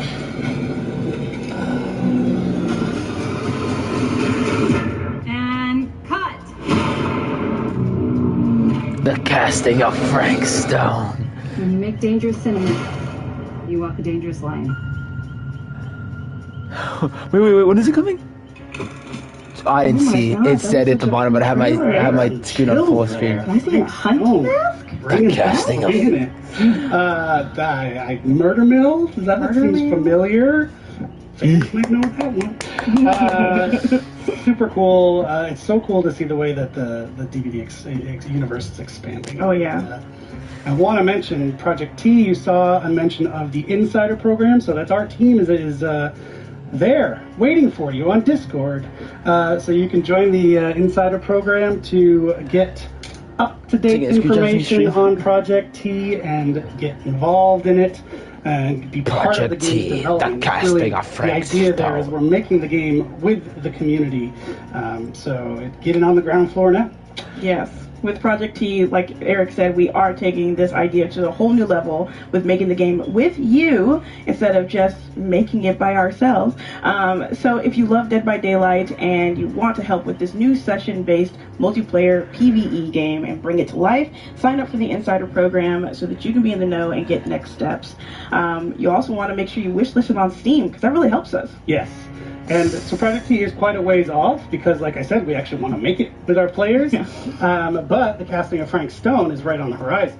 So Supermassive, as hopefully folks know in the chat, they're just an amazing developer of single-player narrative horror games, and now we're bringing Dead by Daylight into that genre, and it's just so cool to finally be there. And it looks super The casting terrifying. of Frank Stone. Super crisp and polished and awesome. I can't wait. So as you mentioned, wish lists. Woo!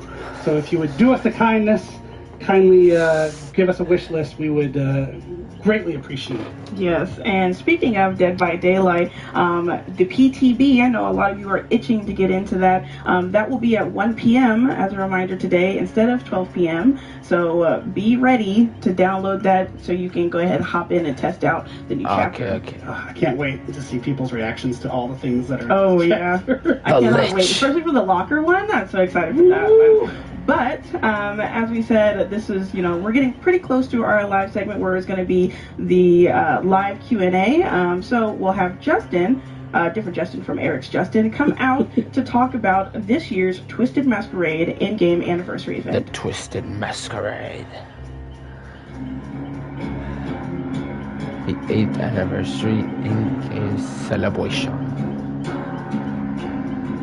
Back again. This time I'm joined by Justin Banks, our senior product manager. Justin, how are you? I'm doing great. Happy to be back. Yes, welcome back to the anniversary show. And what would an anniversary be without the Twisted Masquerade, right? So the Twisted Masquerade is back. It happens every year during our anniversary in-game, and Justin's here to talk about it. So what have you cooked up this year? So this year we got some amazing stuff. Honestly, I think it's our best anniversary event yet. Whoa. But before we get to it, we have what we call Before the Masquerade. So that is going to be something that actually starts right after this stream. So for everyone who's watching, once this is over, go play. And we've got lots of really cool stuff as a big thank you to all of the players. It's really stuff from all of the okay. I'm here on DVD, so give me the good stuff. I love presents. I know you love presents. Our community probably loves presents too. I think so. So, the details about said presents. We've got lots of login rewards, so lots of currencies for players to earn just by logging in whichever day throughout all of this. We've also got 2 recolored outfits, one for Meg and one for the Huntress, that players can earn through each week. So each week you'll be able to earn a different piece of this, so if you log in just once, the Meg and the these initial 3 weeks, you'll get the full outfits. Who is that really cool way skins to get your hands on or is some it cool them? outfits. Now, each of these initial 3 weeks is going to focus on a different period of DBD's history, so a different collection of years.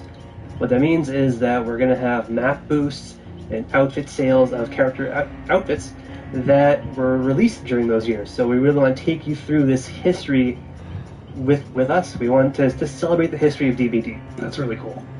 Then the cool stuff that I think everyone's really going to dig is we have some currency boosts, a different one for each week during Before the Masquerade. So for the first week, we have a blood feast. So 3 times the blood points.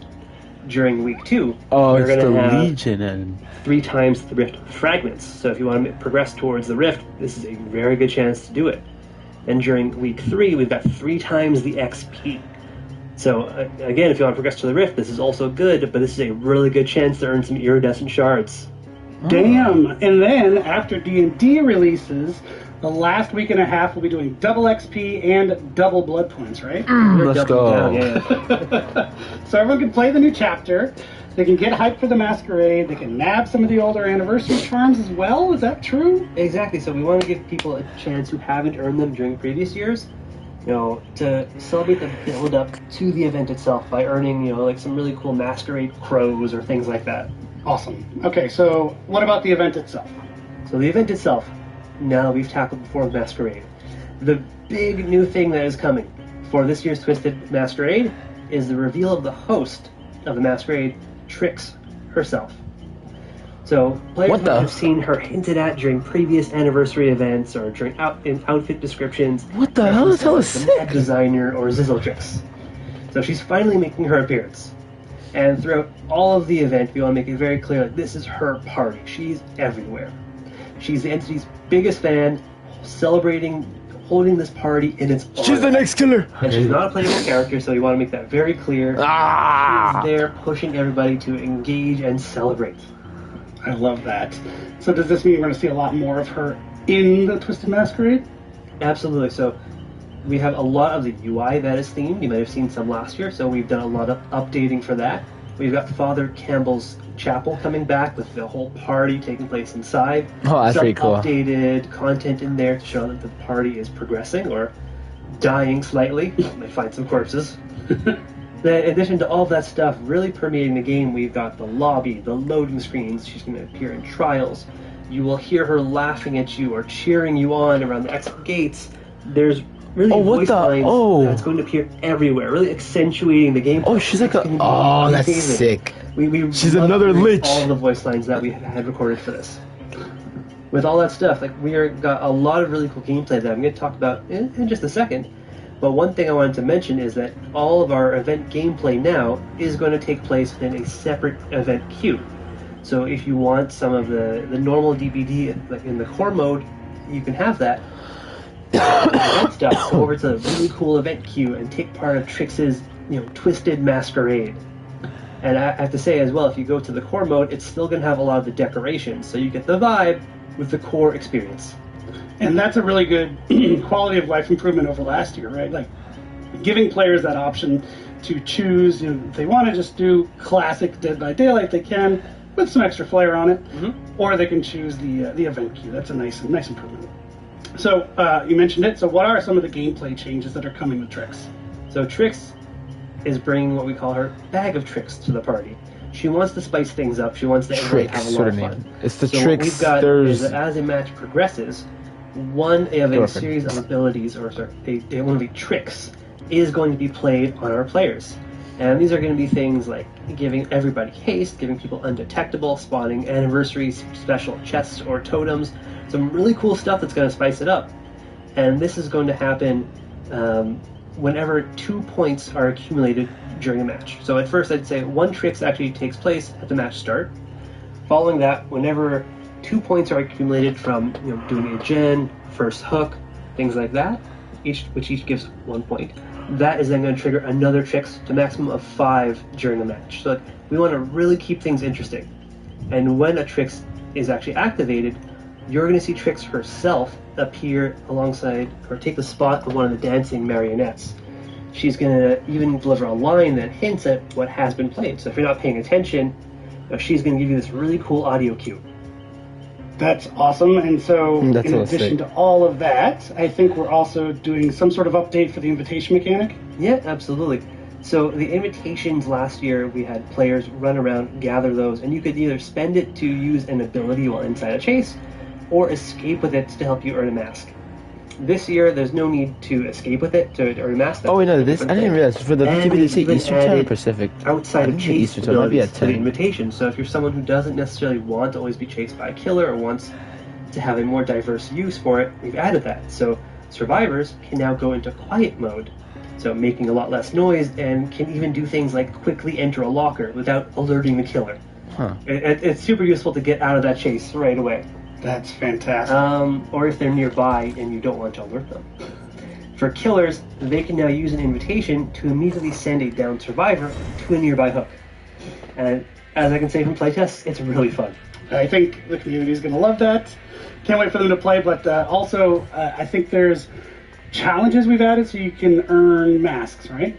Yeah, exactly. So this year, earning all masks is going to be related to engaging with event challenges and earning event currency. Give my boy Adam a mask. He needs a mask. That's going to be how you earn most of the rewards. And past masks and outfits that were earnable or in the store last year are also coming back. So if someone was not able to get those during previous years, those are all now going to be available inside the store for the I want my boy to get a mask. And give my boy Adam Francis a mask. A licensed guest showing a mask this year, a Mr. Detective Tap. Amazing. Amazing. That's so cool. Here we go. look at Who's the those master? are The clown, Here the they doctor, are. the hag, Yes. the plague, the skullmerchant, the twin. Good lord. Eugen, Thalita, David, So it Renato, wouldn't be a wait. party without laughter. Let's go, my boy got a mask! Let's go! I'm happy. So we've got a few staples that are coming back that we've done and seen. huge Let's success go, with. my boy has, you know what, let's see. One is the community challenges. So we know people love to play together towards earning things. So Let's go, my boy got a mask that I can earn. I'm definitely gonna put that on. Let's go, boy, we got a mask. We got a mask. We got a mask. Cool stuff. Anyways. Also in the event tome is some really interesting lore about the observer discovering Trix's world. So if you want to know a little bit more about her, play those challenges, earn that lore. Interesting. Then we've got some really cool stuff. I have to say the Twisted Masquerade is one of our favorite collections to work on every single year. It's very fun. Table, or I guess the computer screen these days. We're like enamored with them. Like, we love working on this collection. So this year we've got 2 new 100% earnable outfits that you can earn through the event. Who? Tell me. For Bill Overbeck, another licensed guest making his appearance in the Masquerade, and one for the Unknown. Oh, okay. Maybe trying to blend in a little bit at the party. Successful. It's a woman. Really cool stuff. We've got some themed charms and player cards that people Would you like to eat some candy? Now, he says. Obviously, with Tap's mask making an appearance as a reward, there's someone who accompanies him. So if people check out the in-game store during the Twisted Masquerade, they'll be able to find a really cool event-themed outfit for the pig. Yeah, the pig is huge fans what of the this. fuck? I mean, it's got so many touches from the Saw That's a franchise in there. sick-ass I think pig it's costume. amazing. Pig That's really fans around cool. the edge of their seats hoping you'd say Oink, that. oink. Amazing. So we've covered a lot. Are there any last presents for the players that we haven't mentioned? So there's a lot already, but we got more. So More. Same as previous years, we're giving out lots of daily rewards to players. So there's going to be lots of currencies, like more blood points, more rift fragments, more iridescent shards. I want more. Huge login calendar. My throughout goal the entire event. People till are the gonna 30th be of June is to earning get stuff to no matter what iridescent, they do. if I could.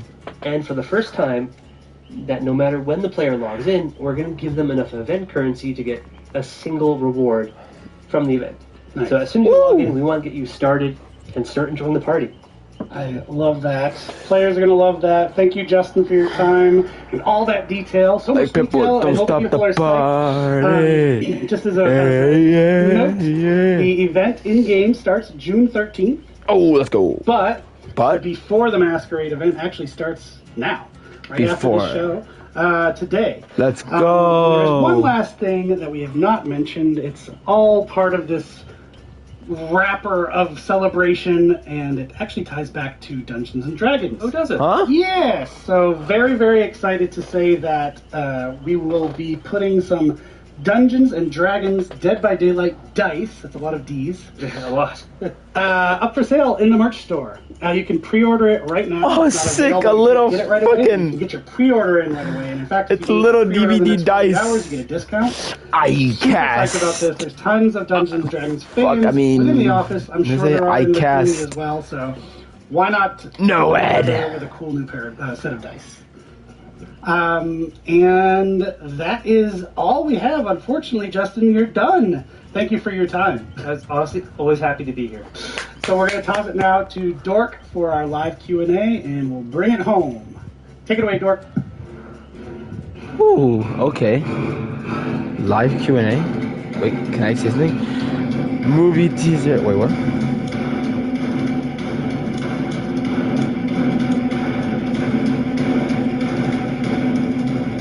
This whole chat wants.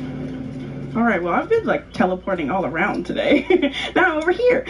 So we've covered so much content today. We've been talking about gameplay updates to Dead by Daylight, the 2v8 mode, the new titles, the Dungeons and Dragons chapter, and obviously with all of this content. Okay, here's comes streams where I'm gonna questions, start chat stuff into the thing. We'll be taking time to answer for you. I say we because it's me, Dave Richard, and Justin Brown. So let's go ahead and get started. So for Dave, question 1. In the Dungeons and Dragons segment, you mentioned 2 bards and 1. What does that mean? Are we getting 2 unique survivors?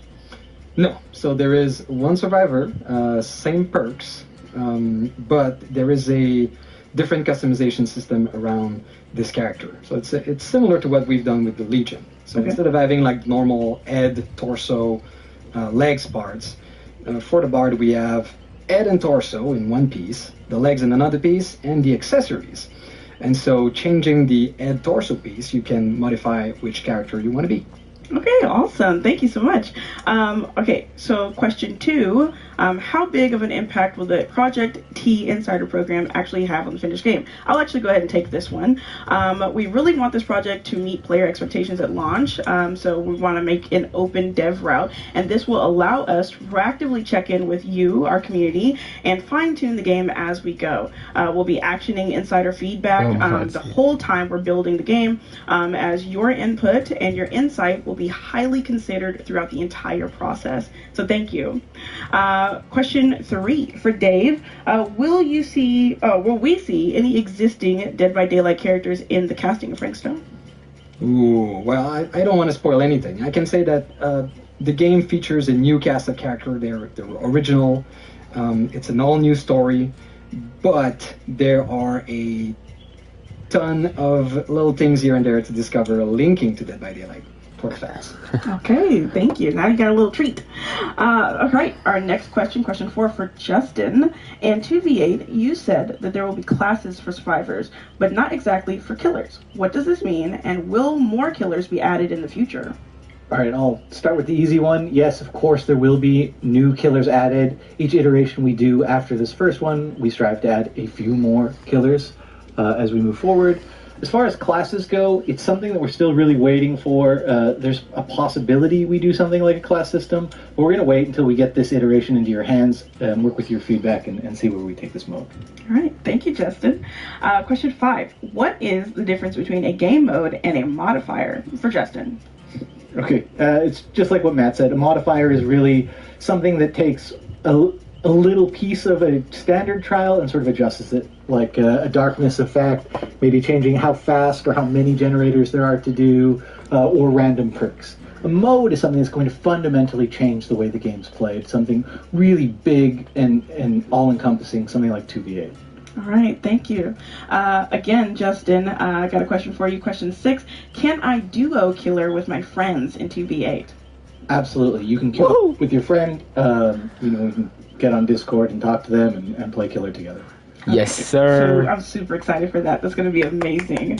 All right, our next question. Can we play 2 of the same killers in 2v8, Justin? No.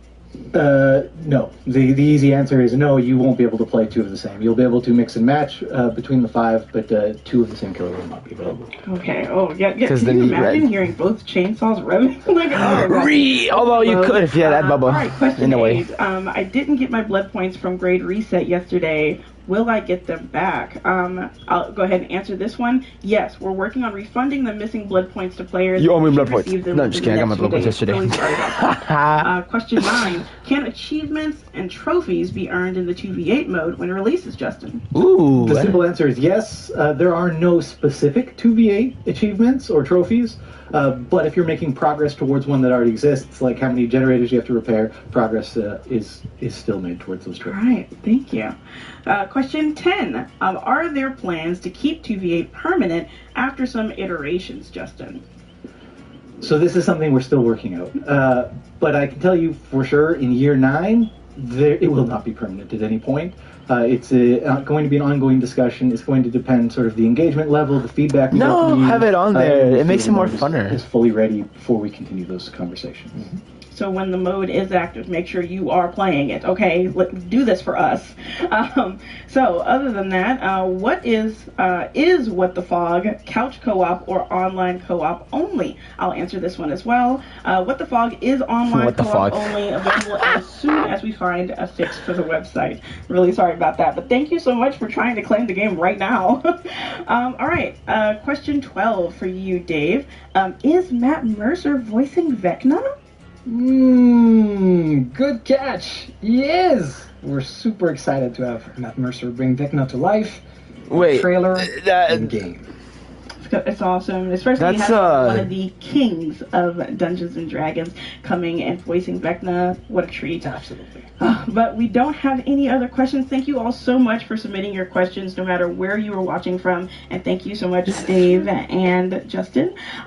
Regarding cross progression, just going to fill this in really quickly. We also want to reiterate that this we the can't guy who share plays? specific Hold plans on. just yet, as we are still finalizing the last details. But rest assured that as soon as we are clear to do so, we will, and we plan to also push out a public FAQ. So once the FAQ It comes is. in, That's that will crazy. hit across all of our channels for your full awareness.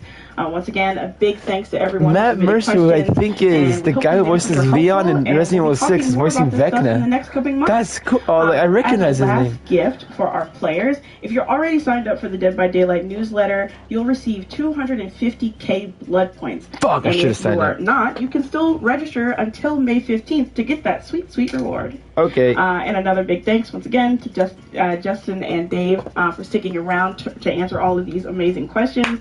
And since this is almost the end of our show, we don't want to forget that the PTB goes live in 22 minutes. The Lich! So now we're going to I have think- Eric and Matt here on the couch one more time to wrap up the show with one final surprise. Surprise? Movie teaser? I hope so. I want the movie more than anything badly. Or fuck it, reveal the next chapter. The Lich. I don't think we call him right, the Lich. Or the Warden, not the Lich. All right, this is it. This is the end. You've made it to the end of the show. The end. It's been a great show. It's And been a long now show. the So end thank you is for sticking with us. near. We had so much to tell you about, so we had to do it all. But thank you so much. And look who's here to join me on It's Matt Ducote. He's going to be a survivor himself. Okay, Matt, welcome. Thank you so very much. Well, nice of you to make it at the end. Yeah, sure. I mean, Eventually got here. Yeah. Well, I was a little late. You did a pretty good job so far. They did do a pretty good job so far. That's true. The Lich. But I think all the surprises are wrapped up for now. Thank you again. Hopefully you'll join us on one of our upcoming streams. We're going to keep these rolling. Maybe you'll join us on one of our upcoming streams. I'd be delighted. Fantastic. And that's it. Thanks, everybody. Have a wonderful... yes? I just want to say before we leave, so the people who have been with us until the very, very end, we have one last surprise for you. We like to close the show with a surprise. It's a bit of a tradition nowadays. So this summer, we are going to be welcoming yet another legendary set of characters into the flock. Dumb and Dumber? I don't think we're supposed to say that. Featured in over 30 games, an animated series, an absolutely unforgettable soundtrack, and much, much more. We hope you are as excited as we are to welcome into the flock this classic franchise. Okay. Oh, what? Oh. What is this? What is this? Who is that?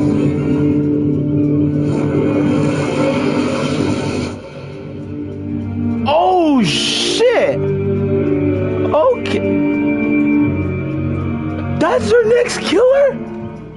Holy hell. That is cool. What? Oh, no fucking way. We're gonna get Simon and Richter as one of our survivors. I'm just kidding. I don't even know. What? That is so fucking cool.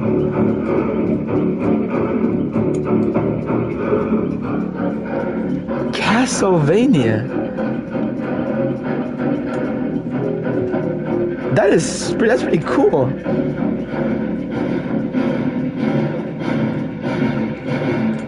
Well, I think that's the end of the stream. Yeah, right?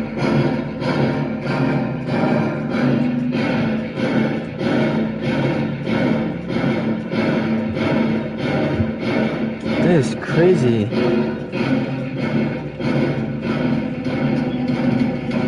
I'm gonna see if there's just anything else that's happening. Just give it like a few minutes, like a minute or two. If anything else happened. But that's pretty cool.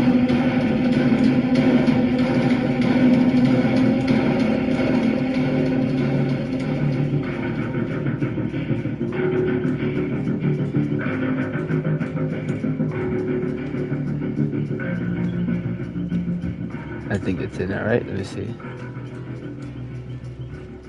Well, what a stream it was, though. Yeah, I think now we're done. That is so freaking cool. Poor, misguided wanderer. First there were many, and now so few. How little you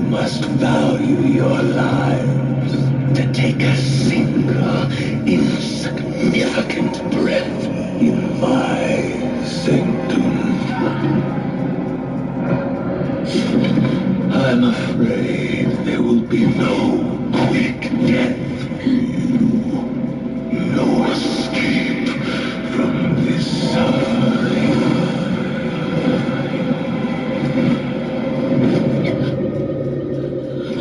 I shall draw out your ending as I see fit.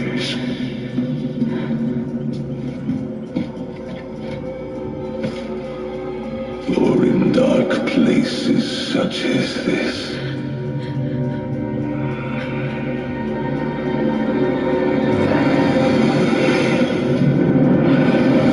one must keep themselves entertained.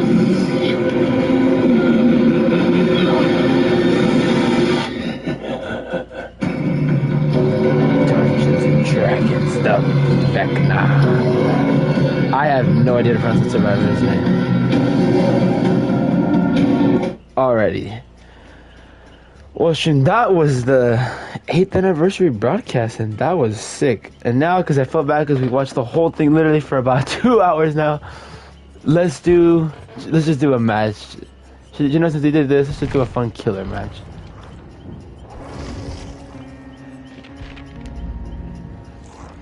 And you know, last time I didn't play him as much, and I didn't really get to showcase him. Let's play him, the one who came out, our recent most chapter, I guess now or before the unknown. So let's do that. What is the one I had where? Tonight, the world at my feet. The world at your feet. Is that so? Let's do that, and then what is the item I had for him before? Yeah, that one.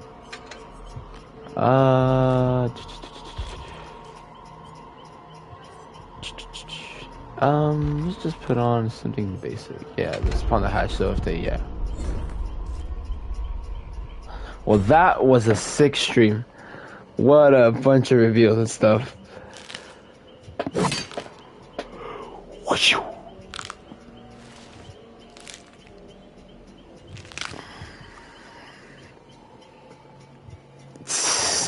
Freaking Castlevania. That's our next chapter. That's gonna be so sick too.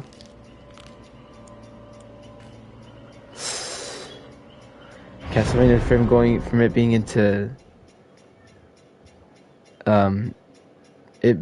what do you call it, fucking Smash Bros to now freaking DBD. That's fucking cool. The Lich.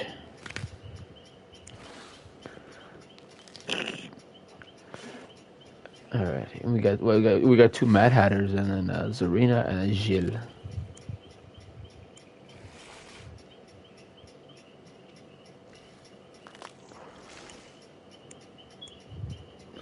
Damn, what a stream though. That was so fucking. Oh man, one of the servers left, and now the table's back. Awesome.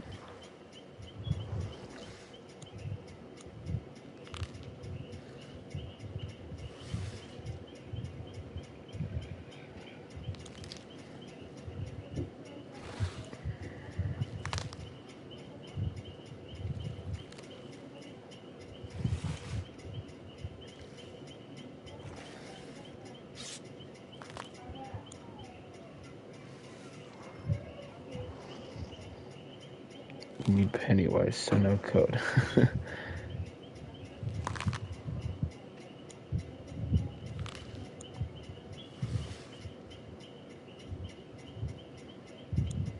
The Lich. Or they call him just the Vec. No, but they said the Lich. I think they're gonna call him that, the Lich.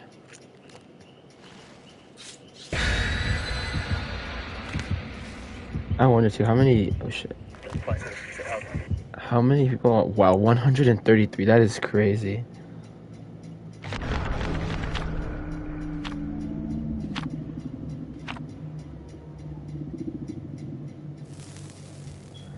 Oh, is this thing on the? Is it on the website? Let me see. Oh, but the website might be down though, they said.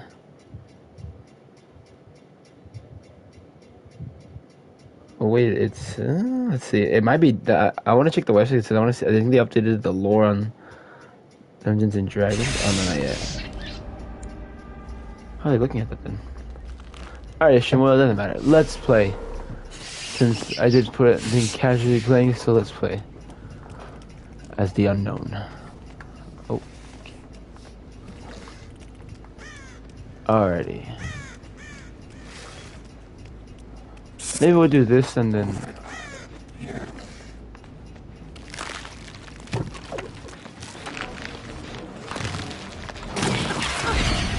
Alrighty.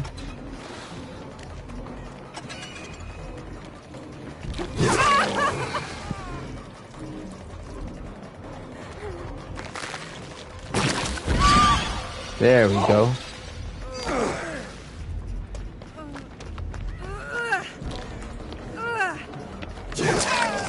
Idiots.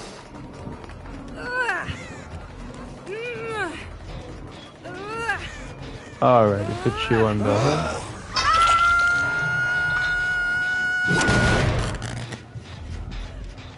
Which one were they on? This one over here? I think it was this gen. Yeah, it's that one.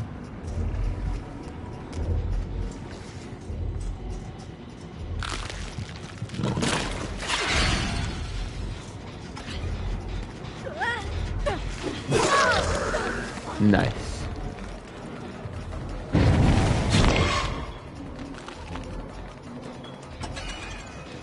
Oh, I went the wrong way. Oops. I went the wrong way to get the sable. Whatever.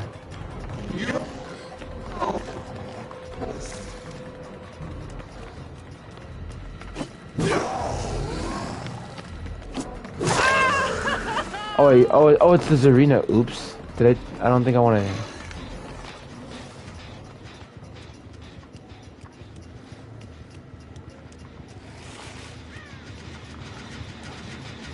Oopsie. Oh, it's a Claire. What the hell? I thought it was a chill.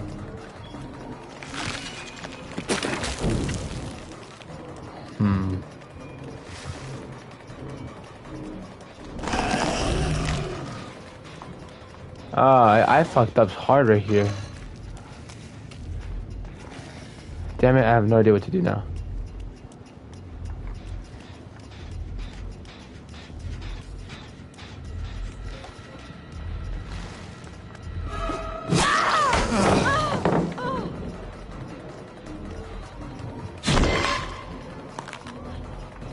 Error. There she is. Oh, I thought she was there.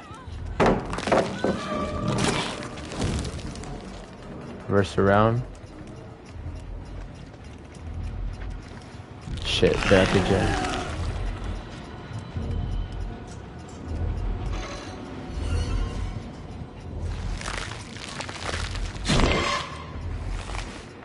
This time I got her. Oh crap, she just ran. She said nope.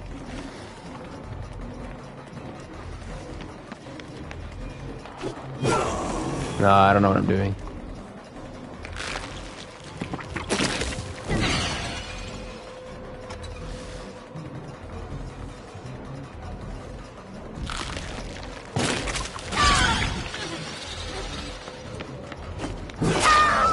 Nice.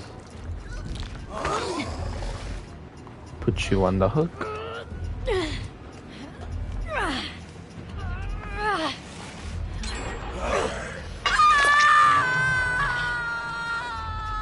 Which one did they get done? I think the one over here. I'm gonna kick this.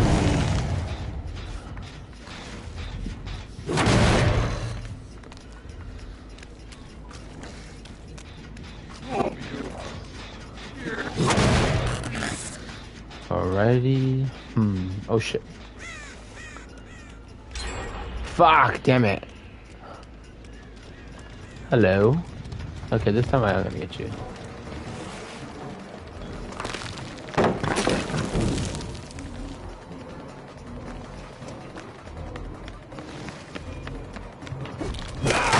Yeah, fuck. This palettes on this map are terrible.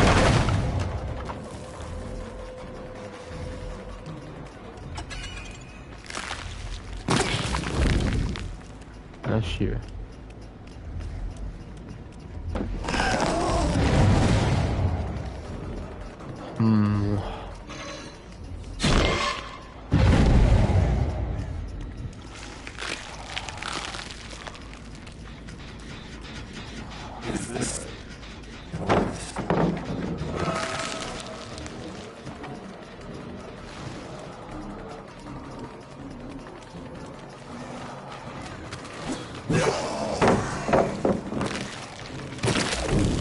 Ah, this place. I'm gonna kick this.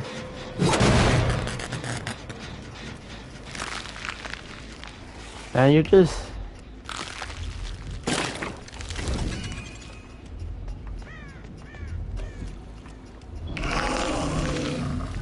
I gotta check the gen up here. Damn it, I'm playing so horribly. Shit.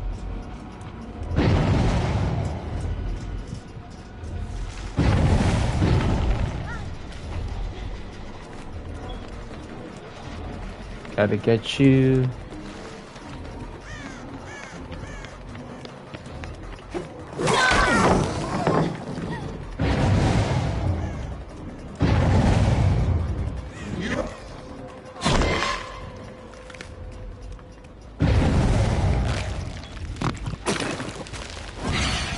Gotcha. Oh, the Sable is here, I think.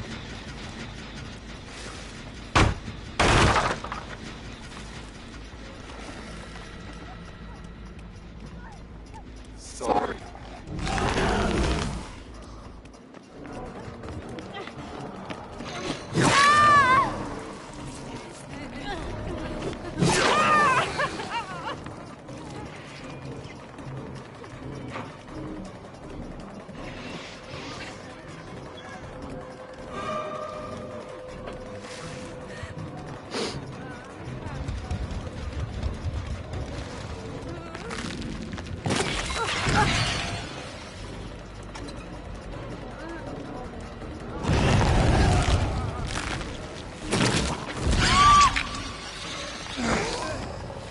Alright. What are they doing? Ah, shit.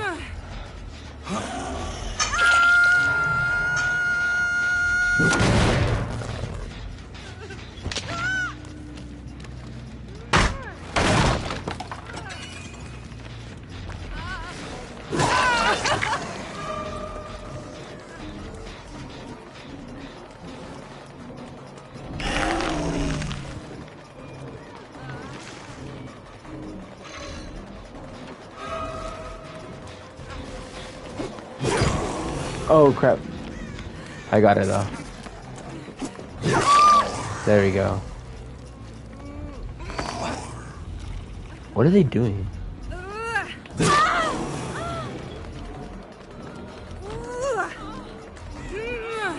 you gonna try to body block?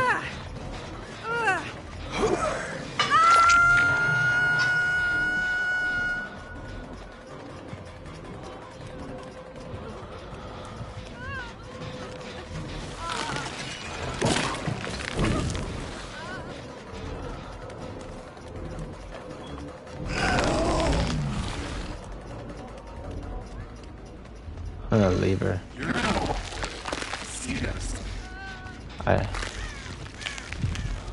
Shit, I never checked this shit up here. This is... Oh. Ah, you idiots.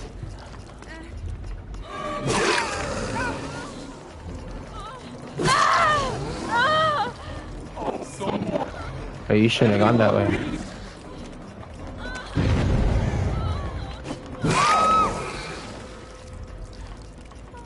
I don't know where the Sable is. I'm kind of scared. Well, I still have 2 gens. I thought I was gonna be last shit. I think she is here. Yeah, she's on there.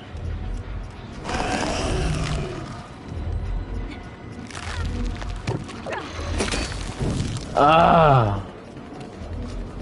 They can save it. I want to kick this just to damage it.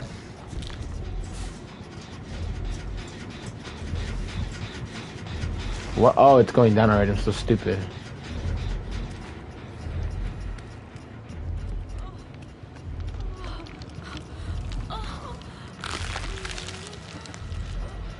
I'm gonna break this, tap it out of the way. Alright.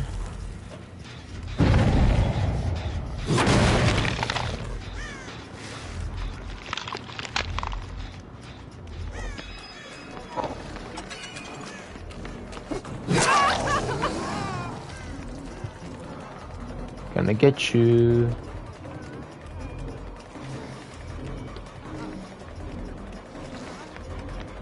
Oh, I got you. Oh my god, are you kidding me? Wait, I can undetectable. She won't hear me.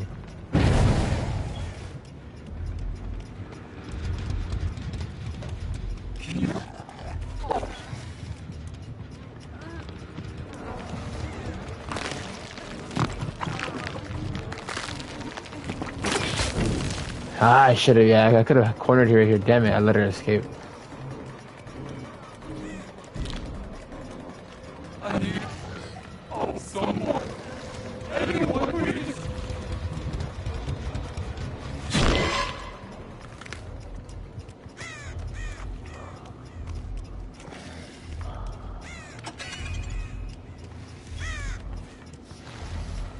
Crap, the gen right here.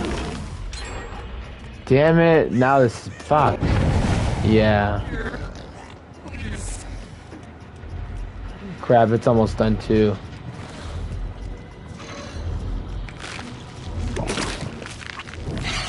Got her, yeah. Scare her off of it. Damn it. This sucks.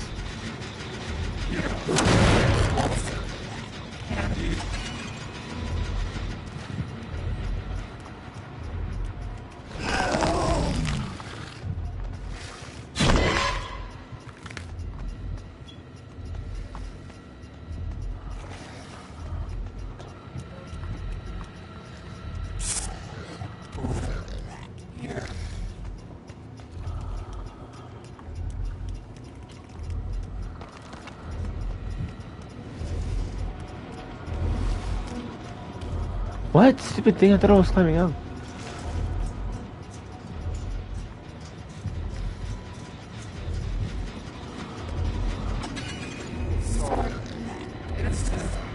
Oh, she's right here.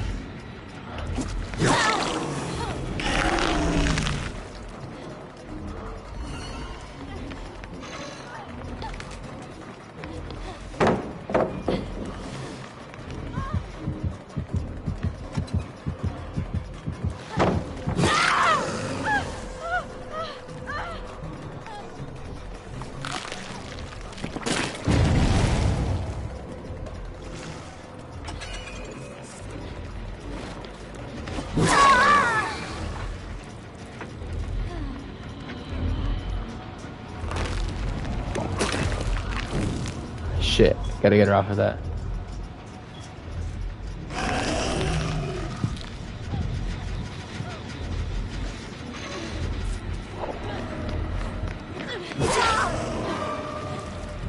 Fucking annoying. Oh my god, that perk is so annoying, dude. Okay, this is undetectable now, so if I can get one of them, this would be good. Oh.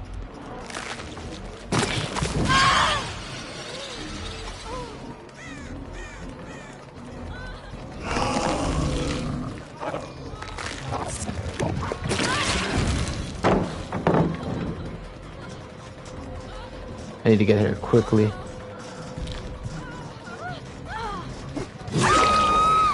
Got her. Alrighty.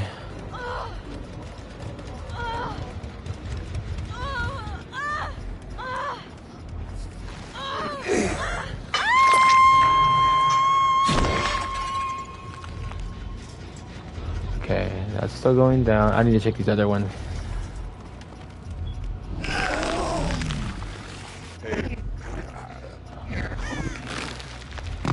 Damn, yeah, okay, they moved away from me. I'm happy at least.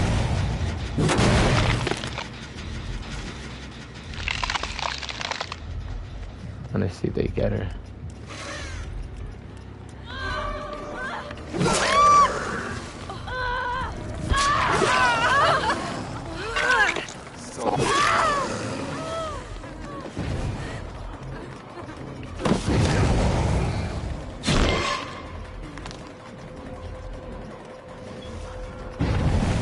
Ah, I gotta check the gen.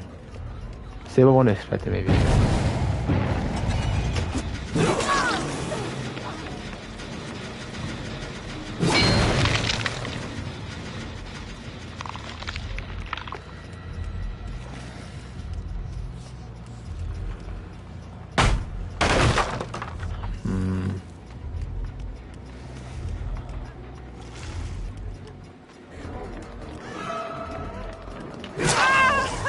How much free hits do you have?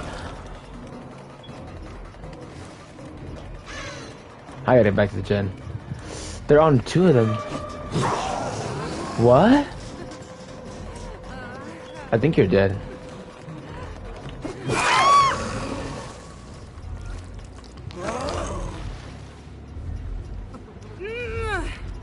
You know, if they get the gens done, so what? They can't escape down here.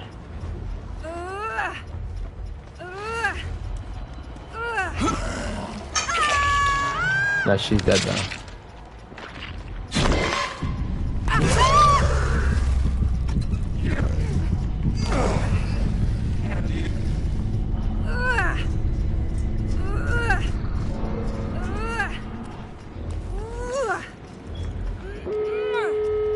Yeah.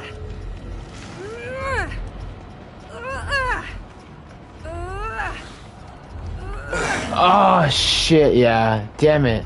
Gotta get her. I got her.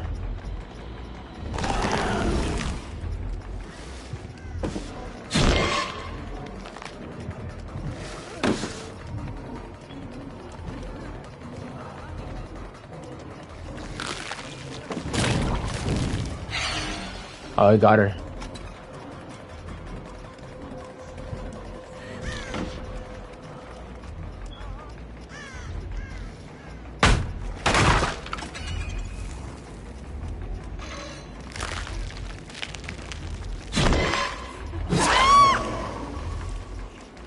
Alrighty, I didn't do too bad.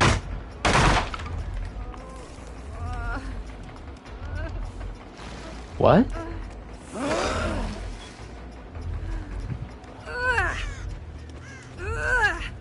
Oh, they're both here.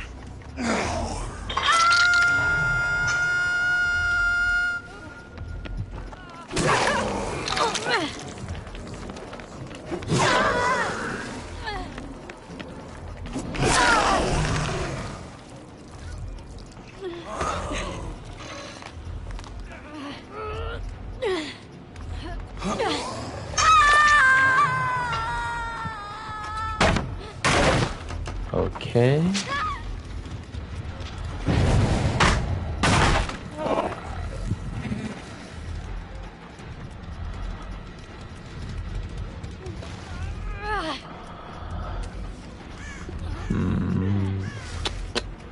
Trying to see if they'll come near her.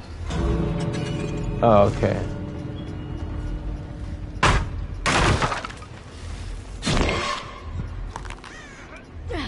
I don't think they're gonna get her. I don't think they're gonna. They get all the way across the thing. Yeah, she's dead. She's dead. Oh, never mind.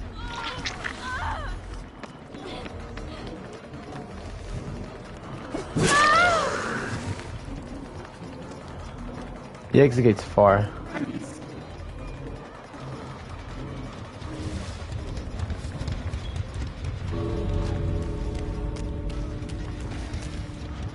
Damn, this Sable took off though.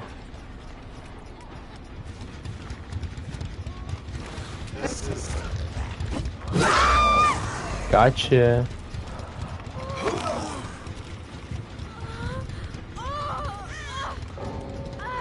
Oh, one of them left. Oh, she did.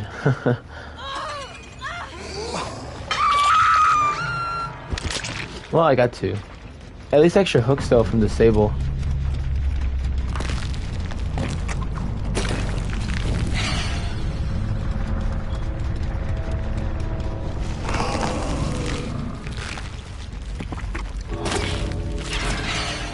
Alrighty, not bad. Decently good.